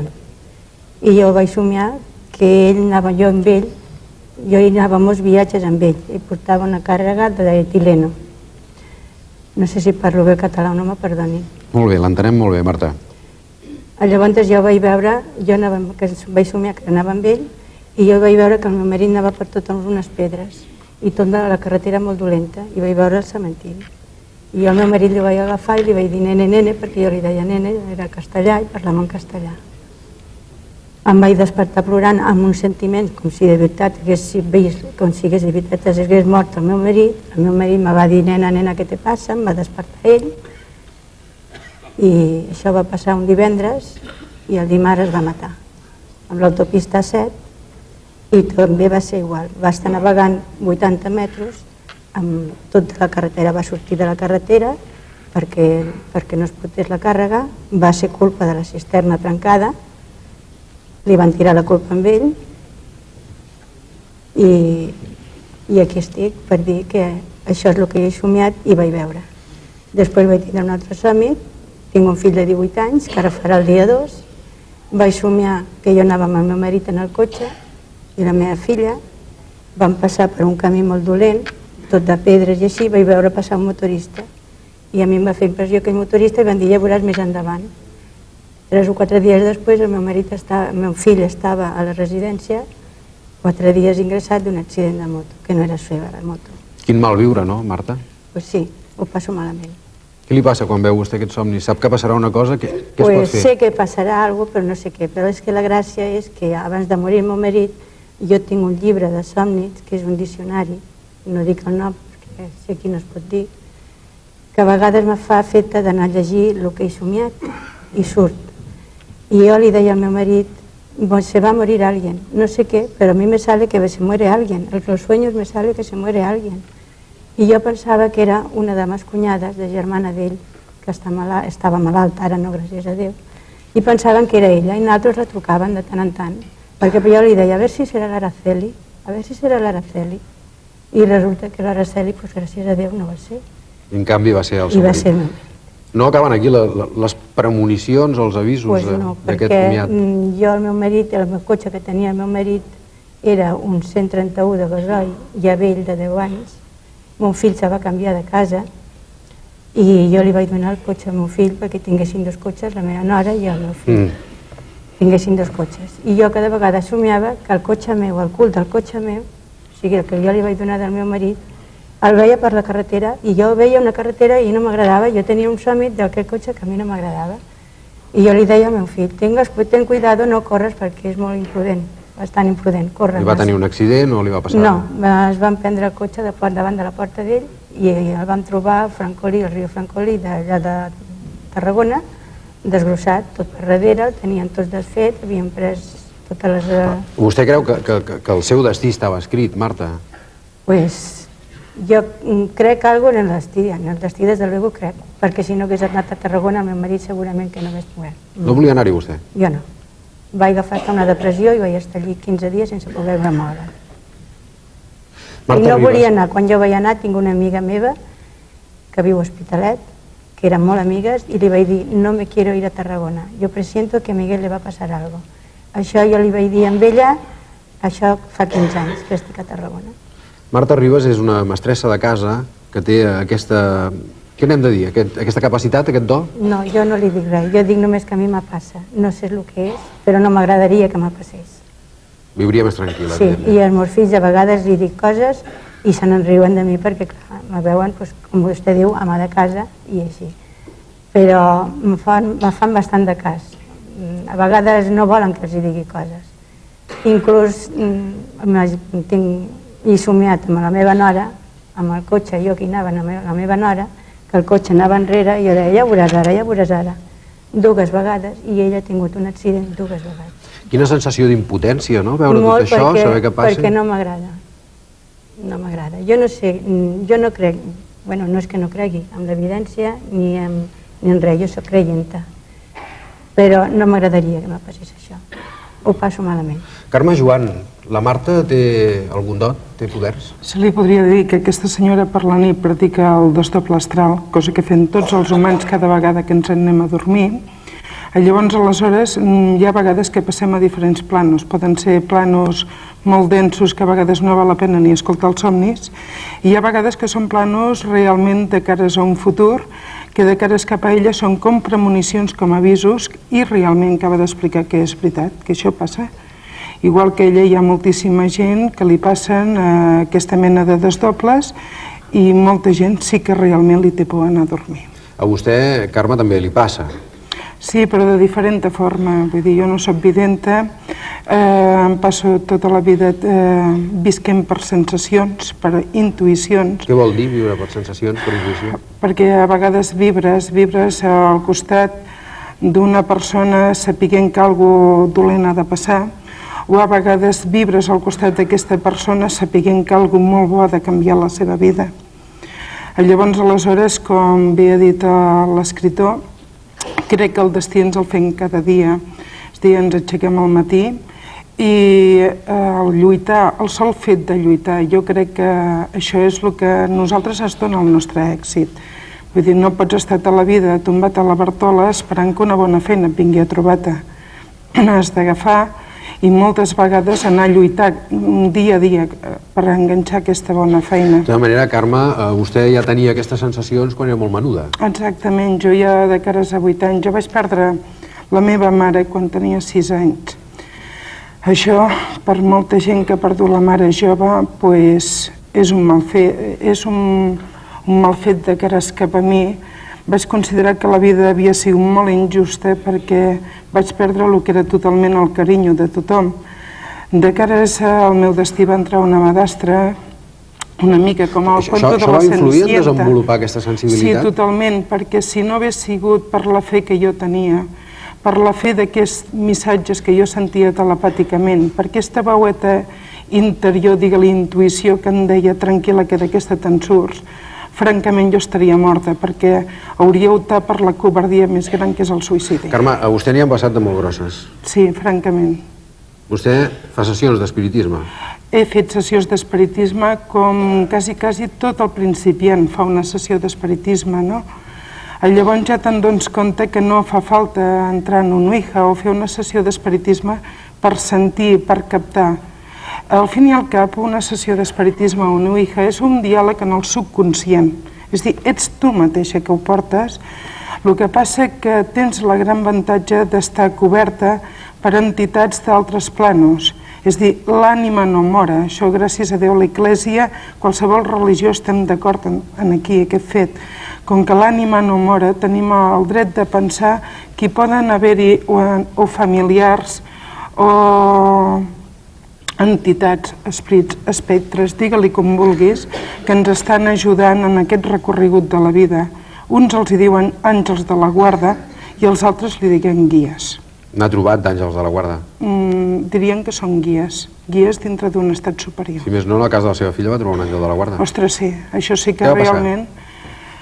Què va passar? Doncs mira, va venir una gent a casa meu, jo fa 15 anys que em dedico tant a aquest tema, i llavors aleshores venien per uns datos seus, volien saber alguna cosa en concret d'ells, d'un familiar que havia mort. No m'hi dedico, però aquell tema, per aquell dia ho vaig fer-ho especial. I llavors aleshores aquesta entitat, esprit, digue-li com vulguis, es va posar en contacte manifestant-se telepàticament, passant totalment dels meus clients, i em va dir: Carme, estàs en estat de 2 mesos, estàs esperant una nena i ves al tanto que l'any més o menys de vida se te pot morir. Com és possible? Com estàs dient això? Llavors diu: sirat d'una infecció, ves molt i molt al tanto. Cap de 7 mesos neix la meva filla.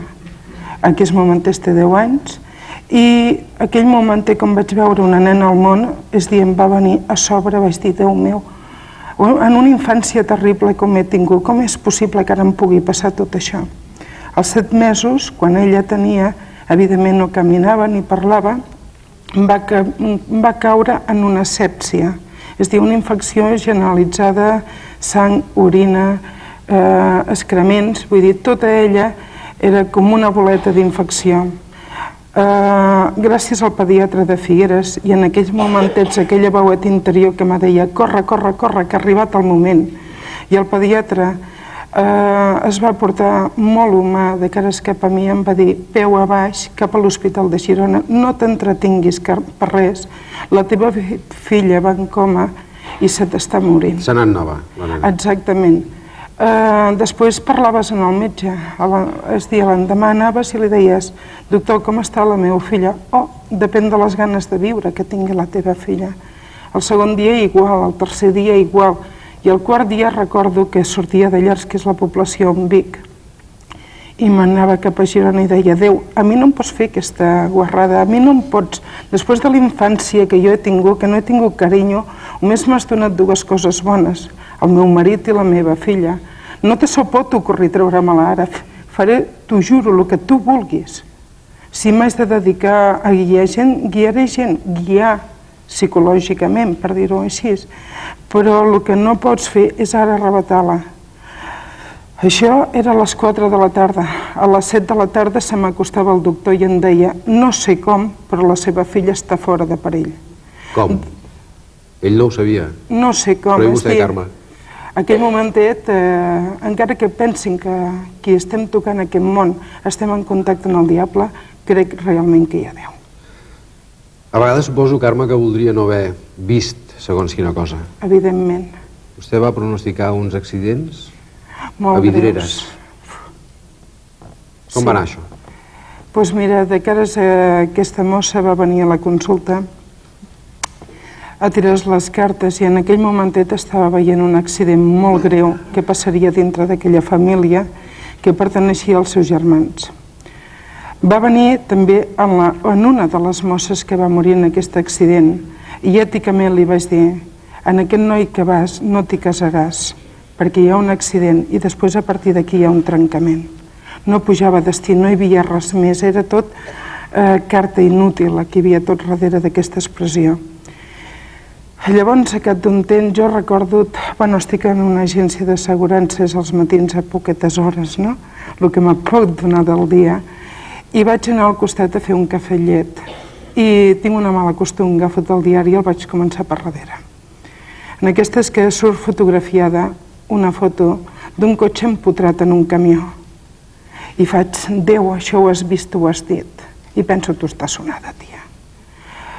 Torno a mirar els noms, dic, Déu, aquests noms me sonen, però qui coi t'és tu de Vidreres? Au, deixa't estar d'històries, jo mateixa m'anava dient. I li vaig dir a la meva companya de feina. Va quedar el tema aquí. I llavors, a cap de 8 dies, venia la Ima, que és la mossa que havia estat a la consulta, acompanyant una altra senyora. La consulta era per l'altra persona, però em vaig mirar la Ima i li dic, què tal, com estàs, Ima? Diu, vinc a dir-te que no ets una fantasma. Diu, vas pronosticar una mort i s'ha complert a casa nostra. Imma, no és cap fantasma, la Carme. No, gens. Què va passar, Imma? Vostè és la persona que va anar a veure-la i va anar sense creure-hi gaire, em sembla. No, jo fins i tot me'n reia, no? Perquè pensava que podia ser que una persona te digués el que te pot passar, no? I va sortir primer l'accident, més o menys ho va dir així per sobre, que no t'ho agafis malament, i va passar, i després va sortir seguidament l'altre, no? No ens ho va dir directament, però també ho havia vist. Fins que, bueno, hem perdut a casa meva 4 germans en un any i mig i és per creure una mica, la veritat. Un d'aquests accidents va ser molt comentat i va formar part dels informatius. Va ser una explosió a una fàbrica. Sí, a Vidreres, pirotècnia, sí. També va veure l'explosió, Carme? No, vaig veure... No es veu tan clar. No, aquell momentet estava molt nerviosa. Jo recordo que mirava de cares a la carta espanyola, que és la que jo tiro, i veia en un costat l'accident que acabava de passar. I mirava a mà dreta i veia un altre accident de germans i deia, Déu meu, no pot ser, deu ser el mateix que estic veient. I en aquestes que vaig fer un comentari a la mare, i la mare ho m'he recordat, la mare de la Ima, com és me va dir, què vols dir, Carme, que se m'han de matar 2 germans, 2 fills més? I li vaig dir, senyora, sisplau, jo no sóc Déu, però el més segur és que m'estigui equivocant. No me faci cas, deixem-ho estar aquí. I en canvi va passar. I en canvi va passar. La Carme Joan avui ens acompanya, ella viu a Llers. Permeti-me que posi un moment, un punt de distensió, perquè diuen que Llers és el lloc de l'Empordà que hi ha més bruixes. Sí, diuen. No duria venir l'Inquisició i encara en duria quedar alguna. Oh, ja hi va fer-hi una bona repassada en aquests moments. Mossèn, què me'n diu d'aquests casos que ens està explicant la Carme? Em sembla que per ells mateixos s'expliquen, perquè la majoria de coses que diu són coses sense sentit, desconnectades, vull dir, no. No, doncs escolti'm, ja que ha fet referència a la Inquisició, entre moltes coses dolentes que tots sabem i que s'ha dit, la Inquisició, hi havia una cosa positiva, que és que ens va lliurar de tots aquests fanatismes, aquestes supersticions, aquestes ignoràncies, que precisament ara tornen. Em sembla que era Bernanos, un novel·lista francès, que deia que un capellà de menys són 100 adivinos de més. En quan es perd la religió, comença a créixer, comença a reproduir-se tota aquesta sèrie de supersticions i coses que, esclar, són molt més fàcils perquè el que fan és explotar la sensibilitat de la gent, els interessos, les passions, i llavors en una època això de desordre, doncs tota aquesta gent aprofiten i fan el seu agost. Jo crec que Aramis té una visió absolutament contraposada. Jo visions no en tinc, són ells els que veuen coses. Jo constato la realitat i s'ha acabat. De totes maneres, jo us diré una cosa, que és que la Inquisició passa que és que feien molta nosa, les bruixes realment... Llavors la Iglésia tenia com el monopoli del saber i del saber molt, i resulta que llavors què passa? Que bruixa realment vol dir dona sàvia, no vol dir res més. Llavors què passa? Si algú sortia que sabia més que vosaltres, us molestava moltíssim. A la vista dels esdeveniments no hi ha ningú que sigui bruixa aquí, jo també vull dir una cosa, de sàvies poques n'hi ha. Home, això està per demostrar. De totes formes, no? Però vull dir que no som nosaltres qui hem de dir si som savis o no en som, perquè no és això. Però també jo vull dir una cosa, i referent a el que parlava la senyora ara, no? Que és que sembla que sempre que estem intentant de predir alguna cosa, de voler saber una mica de futur, sempre sembla que qualsevol persona que ve a casa nostra a preguntar el que vol que li passarà al futur, sempre sembla que li hem de dir coses negatives. I jo us vull dir una cosa, que és que aviam, si es poden... Prevendre el futur, d'alguna forma, vol dir per poder-ho evitar, per poder-ho modificar, perquè les coses no passin. Vull dir que... Si hi ha una cosa negativa per dir, es tracta de que per poder-ho prevenir d'alguna forma perquè no passi. I si es tracta de veure fets feliços, que també n'hi ha, també es tracta de poder-los disfrutar abans. Vull dir que no sempre que aneu a llegir-vos a les cartes o que es diguin al futur us han de dir coses sempre dolentes, que evidentment sembla que sí, que podrien, llavors faria por de saber-ho, no? Però que si hi ha fets feliços també s'us diran, Vull dir que no és... Això és que és claríssim, no s'us diran només les desgràcies, seria terrible, no? De fets feliços també n'hi ha i es té obligació de dir-los. Suposo que esteu d'acord amb mi, no? Carles i Lídia i tots vostès, s'han fixat el penjoll que porta l'Aramis al voltant del coll? Sí. Li he dit que n'hi faria propaganda i en faré. L'altre dia parlant-me d'això, que és una nova campanya que han fet, ara hem tret un talismà. No em va dir en cap moment hem descobert una cosa que té uns poders... No, és que no l'hem descobert. Hem tret, igual que el Corte Inglés, doncs treu la moda primavera-verano, no? Llavors, en aquest talismà hi ha una foto al mig que jo pensava, encara si fos a la Clàudia Schiffer el compraria, però no, és una foto d'ella mateixa. Exacte. Perquè vostès se'n recordin i vagin fent propaganda pel carrer d'aquest talismà. Mossèn, I a més, encara aprofita. Mossèn, sisplau. Sí. Sisplau. És que si no ho dic, ho dirà ell. Jo estic sentint un comentari que no sé si l'he de reproduir perquè pot semblar molt irreverent. Però em deien, escoltin, els mossens també porten un talismà. Evidentment. Jo no, escolti'm, la sotana no té cap poder màgic, no té cap poder màgic i a més jo no la venc a ningú.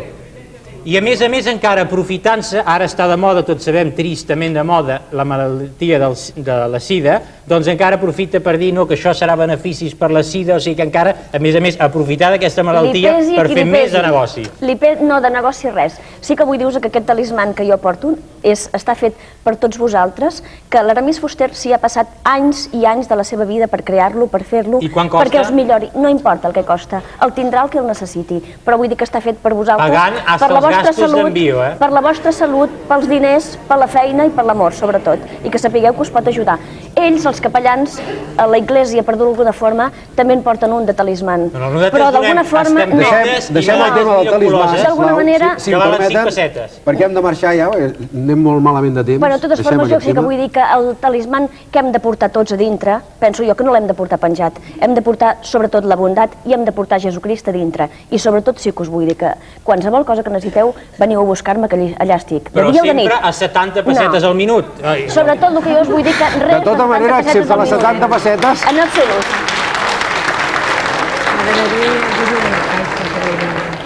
Excepte les 70 pessetes, de tota manera, mossèn, em sembla que coincideixen, tots dos. S'ha d'escoltar aquesta veu interior i sempre que es necessitin els vinguin a veure. D'alguna forma, ell només té polèmica, Jo l'únic que vull desitjar-vos, fins la propera vegada que estiguem junts, vull que em feu el favor de ser ben feliços. De ser molt feliços. Bravo. Amb això també estem d'acord. Doncs, mossèn, Aramis, ens quedem amb aquest desig de felicitat. Gràcies per ser amb nosaltres. Gràcies també a en Josep, a la Carme també, a la Marta per ser amb nosaltres, per explicar-nos les seves experiències. Gràcies també al nostre públic que ha vingut de Barcelona, Tarragona, Girona i Lleida. I, bueno, i com sempre... I a Sabadell... Bueno, a Sabadell... Però no els anirem dient tots. Fem-ho més general.